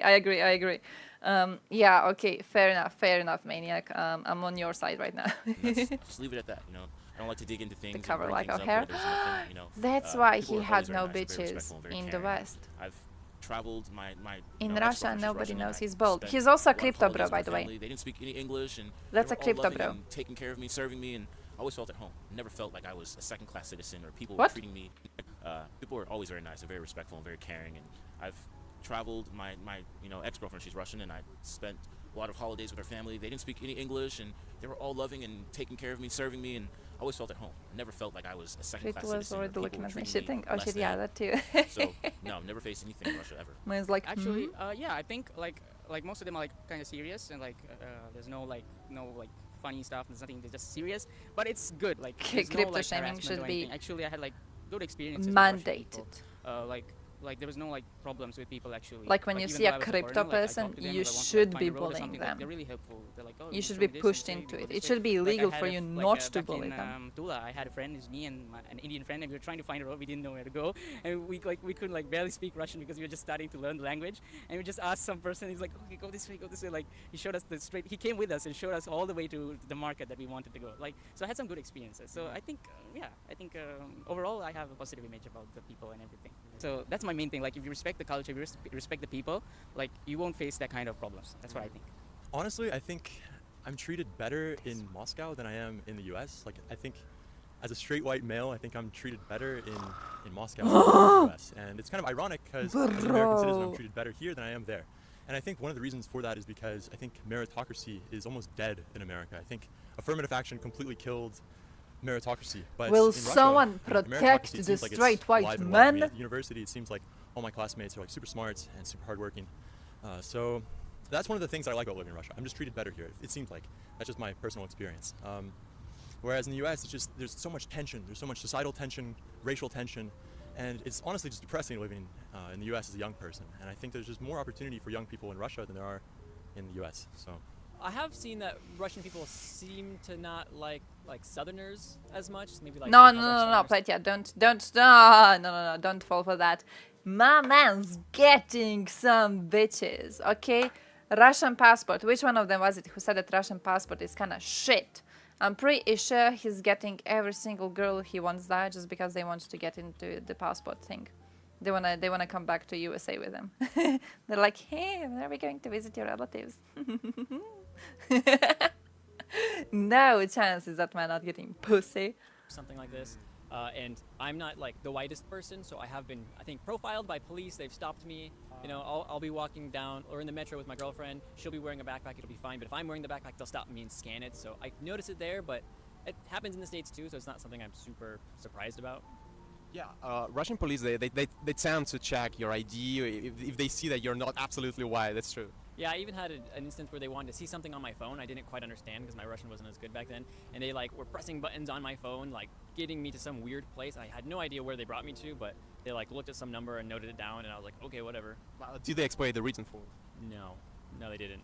And do you think that in the United States such a situation might happen with police? Absolutely not. I mean, I feel like in the United States more people understand that police don't have the right to touch you or your things without a warrant, and they will exercise that right to say no, That you he's cannot, not Che and it's Guevara even to worse. do a revolution. But here I feel like police might not care as much about whether or not they're allowed to do it. I'd say in States people might stand up for themselves a little bit more often. Yeah, so my interaction with police in the U.S. is much more negative than my interaction with police in Russia. Oh, the straight I white think smile. that police in the U.S. are like on a complete power trip, but whereas in Russia, it's almost like they're not like an NPC. Like police in the U.S. are like these NPCs, and they just like are on this power trip, and it's just, I don't know, it's so tense. Whereas in Russia, I've been stopped by the police like once or twice just randomly and asked for my passport. But That it's was almost so like stupid, Russian holy police, shit. Like, are actually, they think and they understand and they kind of think through things logically, and it's not this very aggressive interaction. So my interaction with police in Russia has only been positive, to be honest. Even That though in the was West so people make it stupid. seem like it's like this police state, judging from my own, observations here, I think the U.S. is actually more of a police state than Russia. So, it's almost like all the police in the U.S. are former soldiers, and they come back from overseas conflict with like PTSD, and it's almost like the police in the U.S. have become extremely militarized. You like see there's like these military vehicles essentially, but what they have like painted on the side of them, police, and so yeah, I think the police is much more militarized in the U.S. for sure than in Russia. So.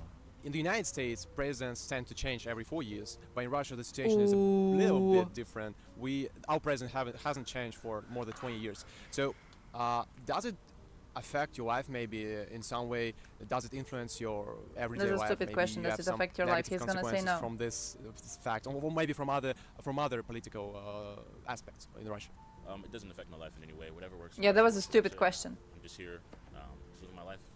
I'm not really a political person. I don't pay attention to it often. I just Oh. focus on finances and making sure my family's taken care of. So as long as I'm getting what I need, then I have no issues. Honestly, my views on a president being elected every 4 years have actually changed, because when you live in the U.S. and you have these massive swings between parties, and like one day you're living in like one country and the next day you're living in a completely different country, and it's honestly very destabilizing, and it's very nerve-wracking honestly when you live in a country where every 4 years like the political party is changing. So my opinion honestly has changed. Living in Russia, there's more stability here. I mean, believe it or not, to a Western audience listening to this is probably think I'm like crazy, but I just feel like there's honestly more stability in Russia than there is in the U.S. I mean, I don't know how to explain it. That's just like my personal observation. So.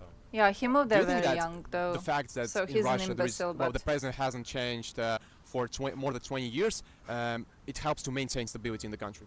Absolutely, but you could also argue that in the United States, presidents. yeah, come and it's go. not only is it like, oh, it sure is wild. It's also like the way he says, oh, one day you're living in this country and then the other way you're living in completely another one.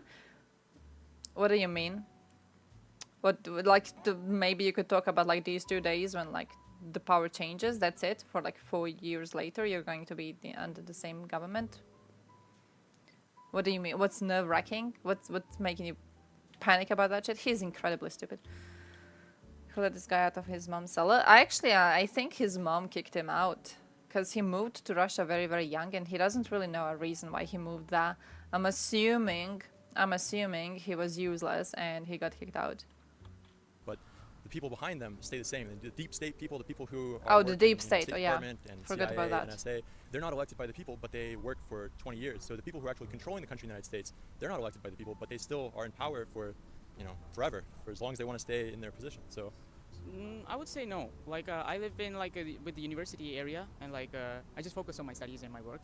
So I would say no. I haven't faced that much issues. Everything's been calm there, and I try not to focus on that kind of stuff because I'm studying medicine in Russian, so that's already enough for me. And I have a lot of stress, and I have to study everything. I have to translate stuff and understand the material and everything, and I really don't look at political stuff. I just focus on my work, and I really haven't been bothered by that stuff, and no one has bothered me with that stuff. So yeah, I just try to stay out of it and just focus on my goal.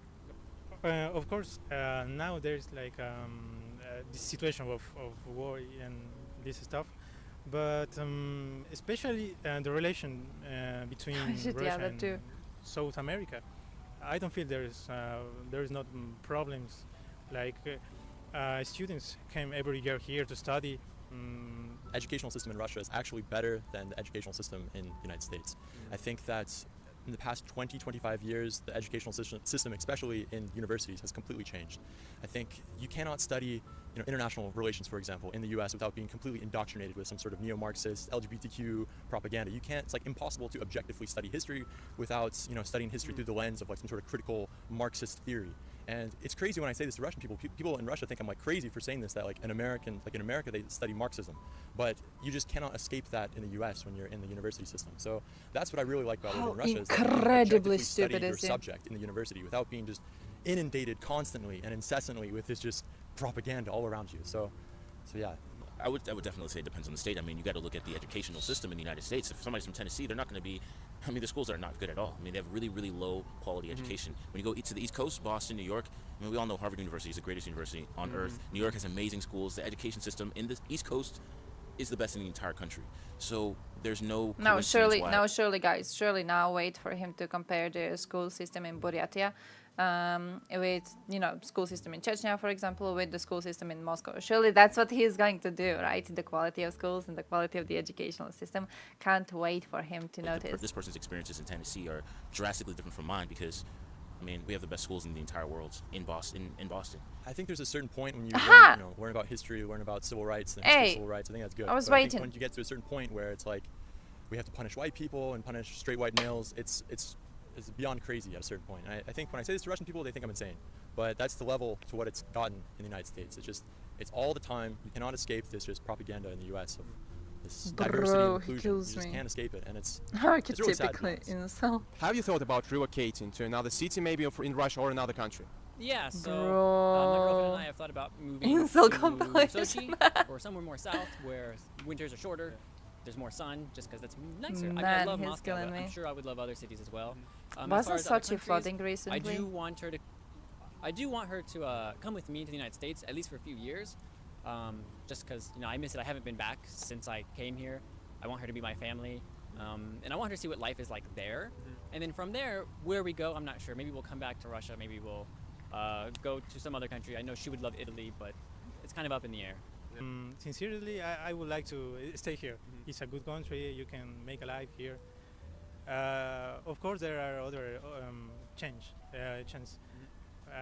Maybe it depends of I can get this scholarship or not.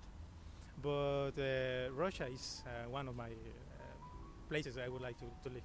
So how long are you planning to stay here in Moscow, maybe in Russia, or maybe you're planning to visit some other cities? This one. Yeah, honestly, I'm open. Like, I want to go where I'm treated best. And given right now, this time, I'm treated best in Moscow, so I want to stay in Moscow. But I'm open. If things change, like, I'm open to move anywhere. And also, I'm graduating from university. I want to explore the world a little bit more. But yeah, there's a special place in my heart for Russia, and I definitely see my future here. So yeah, I think I will have a future in Russia for sure. Long-term. I really haven't decided. Like, I have to do an exam. Yeah, I just wanted to say, do all of these have passports? Then I'll decide. I might even come back, because I like this place. So I might even come back and do my specialty or something, or maybe some other country. I really haven't decided, but even coming back to Russia is also one of my options, of course. We have a lot of viewers from the Western countries and the US. What can you say to them who are planning to move to Russia and who are afraid of being penetrated or killed here and all the stereotypes concerning Russia? What can you say to these people? I could say I think it's a lot more safe than some Western media might make it out to be. Russians are probably a lot nicer than Western media might make it out to be. But if you're not feeling super, some weirdness. I don't remember the English word. Are you feeling being penetrated? Then maybe wait a little bit. Maybe wait and see how the political situation kind of get correct opinions about Russia. There are lots of fake news going around about people, about the culture, about the city, and everything. I think you should look for accurate sources and try to understand, maybe talk to people who have actually been to the country and had. I mean, some people might, of course, have bad opinions, but for me, it's been just been a great experience here. Something I'll never forget for my life. So I would say look for good sources of information and trusted sources. And if you're thinking of moving, of course, it's a big decision, of course. But I would say, yeah, it should be one of your options because it's a relatively safe city and it's just a great city. There's a lot of things you can see, and yeah, I would say Russia is one a good country to visit. Oh, bro, they're also blessed. They're also fucking blessed by the fact that they live in fucking Moscow. My dude, holy shit. Talk to people with only positives about Russia. Yeah, that too. Talk to people who are interested in Soviet history. Maybe they are a proper source of information on this. Shit. I'm kind of happy I saw the video. I was actually planning for a while to watch it on stream, and I always forgot. But yeah, I don't know. I did right now. I'm kind of salty. I'm kind of happy that I've skipped over it. Should have skipped over it right now too. This was not a proper decision. Biberski. Soon I'm going on vacation to Donetsk. All the expenses paid. No, but He doesn't really strike me as someone with reasonable views on anything. Kind of silly. I don't know, bro. The second he went, "Oh, I'm a straight white male," I was like, "Oh, that's it. What else? What else? I'm a straight white man, and Americans hate me." And what do you do then? What do you even do then? What is this, by the way? Looks pretty normal. Yeah, that too. Isn't he a full insult? It's always the normal looking ones. Атакамс. Дякую. Коли ми отримаємо Атакамс? Дякую.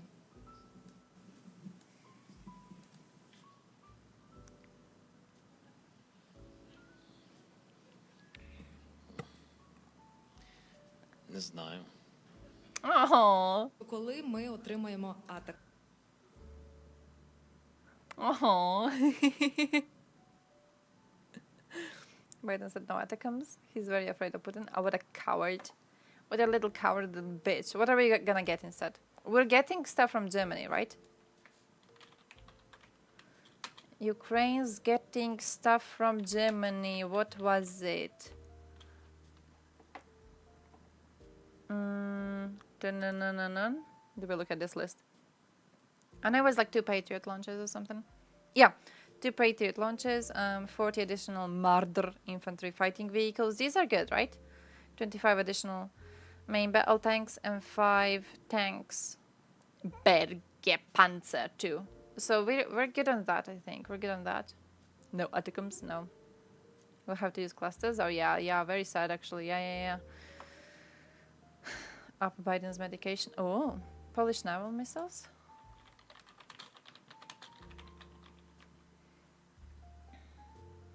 More Siemens gear for Russia to keep their military going.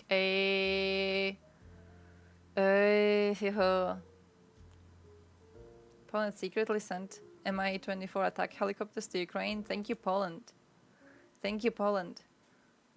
Wait, you delivered them already, right? No. Ukraine stands a chance to receive them. Poland, give us stuff. Poland. Thank you, Poland. You are my best friend. You are the peacekeeper. You are diligent. Pause day.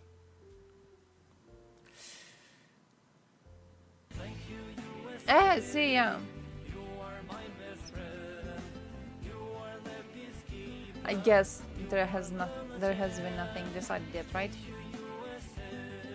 Poland, come on. You don't need the missiles. What are you going to do with them? Come on. You're not going to do anything with these. Give us.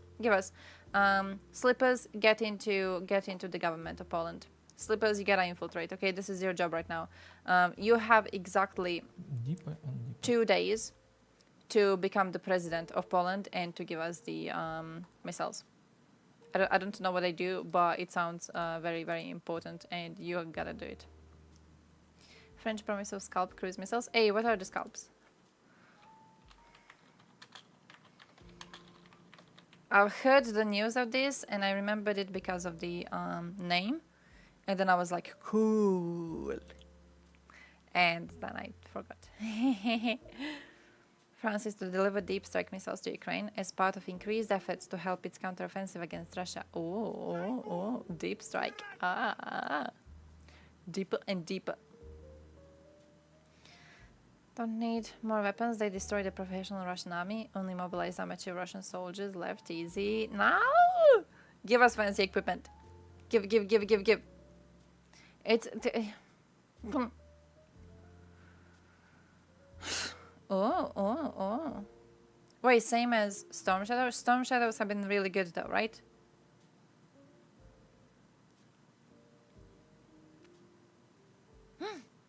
Longest range Western weapons supplied to Kyiv so far. 3 times that of Ukraine's capacities before the UK's Storm Shadow delivery in May. No one wants World War III, dude. If we fuck Russia in the ass, that's how we avoid having World War III. Worry so that Putin can get more followers for his OnlyFans. I'm buying the theory. I'm buying the theory, and the reason I'm buying the theory is because so far every single pro-Russian I have seen online has been an absolute fucking imbecile, but there have been several times where they have been pushed into donating for some fake accounts just because they are pro-Russian. Donbas Devushka, for example, is one example. So a lot of pro-Russians were giving a lot of cash money to this woman who is just some like random American, right?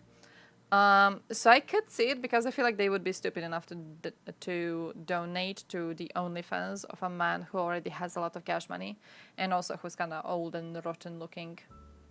But, you know, it feels like they would be dumb enough for that. And also, what other careers are you going to have after being a president? It's not like he can do something else. Maybe he just got bored of it. Maybe he finally reached that position, you know, when you look at like the nation under you and you feel disgusted by what they have become. Maybe he finally reached that position and he wants to do a job that is more productive and more able to change the world for the better, like being an OnlyFans model. So curious as to how cluster munitions will impact their trench lines. I'm pretty sure we're going to be seeing videos about it very, very soon. So look forward to that.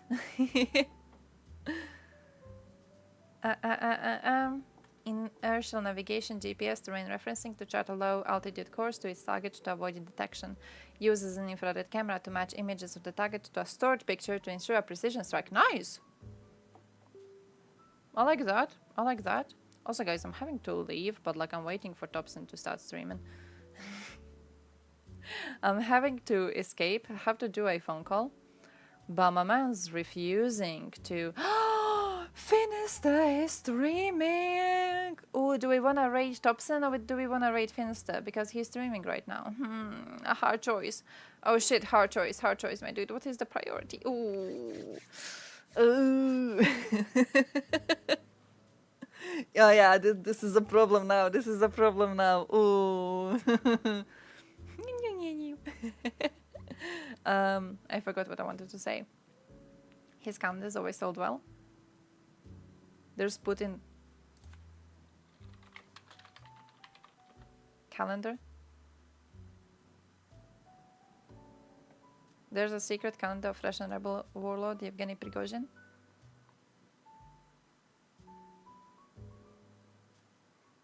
He had direct access to Putin's inner circle for nearly a decade.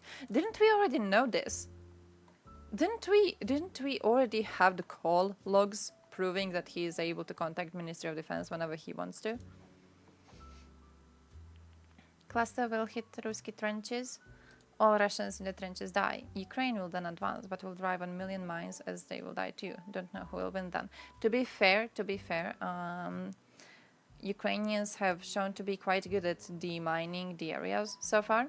They are doing it rather carefully, so I don't really think they're going to just like drive over, you know. I feel like Ukrainians would have a lot more, how would I say this? I feel like they're going to have much more careful time keeping their people safe. I feel like they're going to be okay. 10 years worth of meetings with Putin's inner circle, leaving the Russian president more vulnerable. Content of these documents may pose a new headache for Putin, proving Prigozhin's direct access to members of the Russian president's inner circle. Oh shit! Look at Putin just going through this calendar and it just says Surovikin, Surovikin, Surovikin, Surovikin, Surovikin. No, who else haven't we seen later? Oh, where's Shoigu? Has Shoigu been alive? Was Shoigu shown around recently? Where's my man? I can't wait for him to, you know, also go missing on a run maybe one day. Put in 2020 calendars? What? Put in 2020 calendars appear to portray a kinder, gentler Kremlin leader. And then they use this image.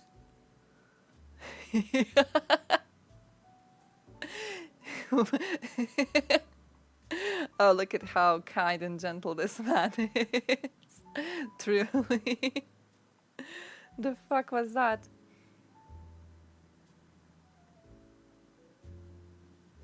What? What? The calendar's intended message appears to be that Putin is no longer isolated, despite continuing international sanctions against Russia. So wait, that's him?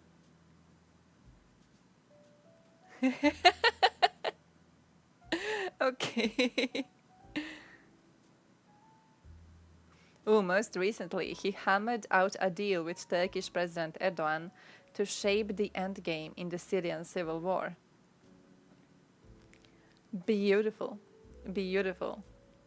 Oh shit, look at him and Trump. Oh shit.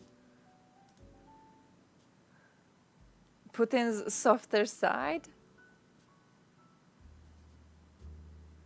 Putin's high-profile Russian diplomatic successes of the year, particularly in the Middle East. This actually, this is kind of interesting to me to watch now, because they make a comment. Where do they make a comment? The calendars often feature the Russian president bearing his chest, showing his prowess at the shooting range or engaged in robust outdoor activities.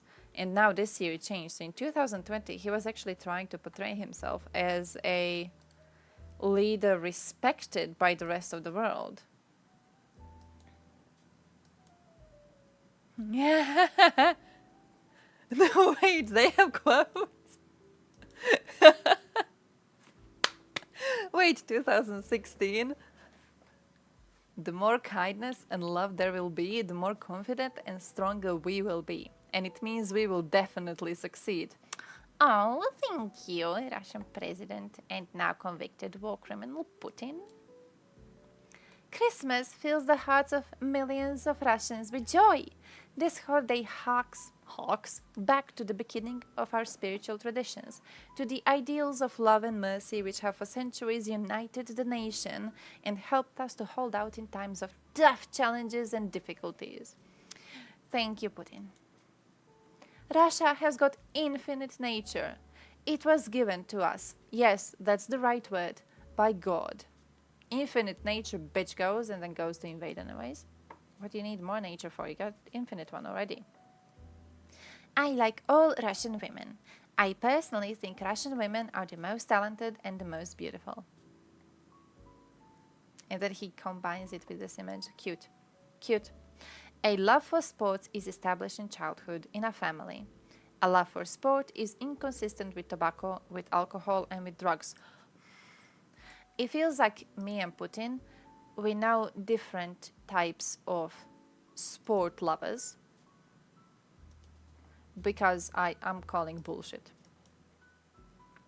Victory Day is our joint holiday because the Great Patriotic War was a battle for the future of humanity. Our fathers and grandfathers went through unbearable suffering, sacrifice, and losses. They were fighting till the death.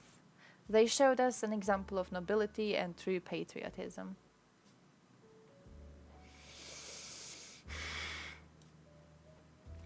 What should you live for? I think for kids, for grandkids, it's been always worth living for our motherland.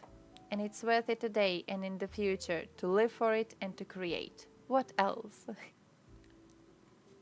I like that. I like that. It's like it started with flowers and bullshit and now it's becoming more patriotic. What is this going to be? Oh, sport again. My enthusiasm for active sport, like others, came during youth and it hasn't changed over the years. This is the same quote as the one for the one previously. With like the love for sports being created at a young age. As for fishing, I love it and always take what are unfortunately rare chances to sit with some fishing tackle. GG Putin. Who is this? Generosity of the soul of our people doesn't run dry. Their kindness, tenderness, cordiality, the kindest noble human feelings and intentions don't end.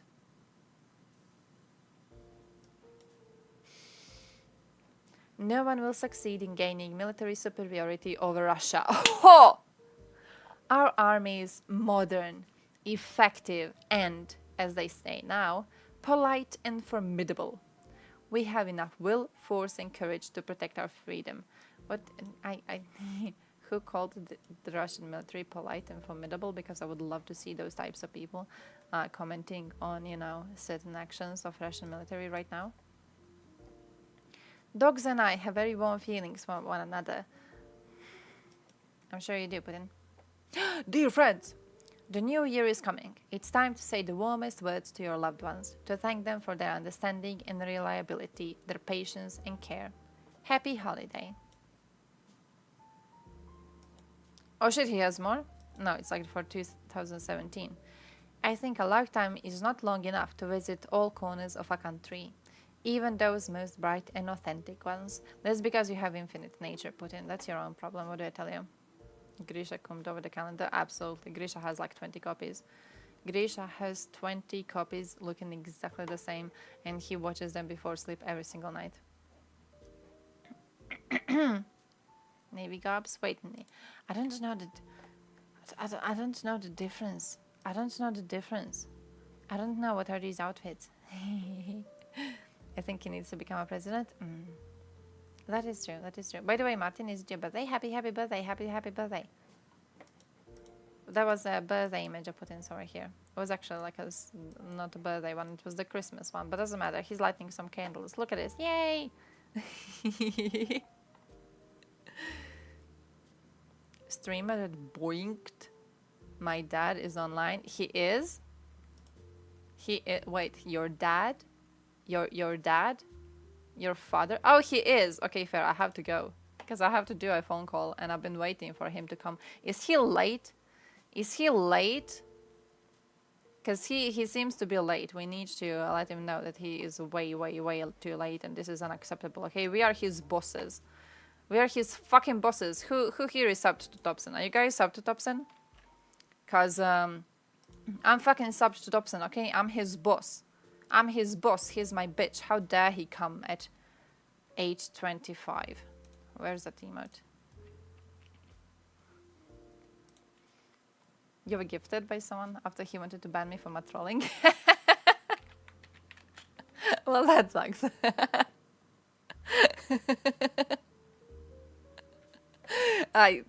Wait, he didn't. I mean, no, you're there in chat. What did you do? What did you say to the man? What did you say to the man? I was genuinely having fun. He figured it out. Ah, okay. You went there to bully. I mean, he deserves it. He deserves it for being late today. Listen, I'm having a nice time there in chat every single time, but one time I said that French cuisine is shit and he told me the timing correct on it, and I think that was the day where my illusion of Thompson being correct on everything ever has failed. So yeah. You're his mistress? Oh nice. Oh nice. Well, fair enough. Hope you don't tie him up. French MRE. Hey, I saw it, the one with cookies. I saw it. He reminded me that I have some Slovenian MRE in my home. So while he was eating those shit-ass looking cookies, I made the Slovenian goulash one from the package, and it was actually good. They have like the thing where you put water in and it heats it up and everything. It was good, to be honest. So yeah, I had a better time than he did. Oh, nice, you did? I got the Slovenian one from my cousin, and to be honest, it's like really good. Should at least his hairstyle? Ow. What do I tell you? Hey, by the way, raid very soon. See you tomorrow. Good luck. Stay strong.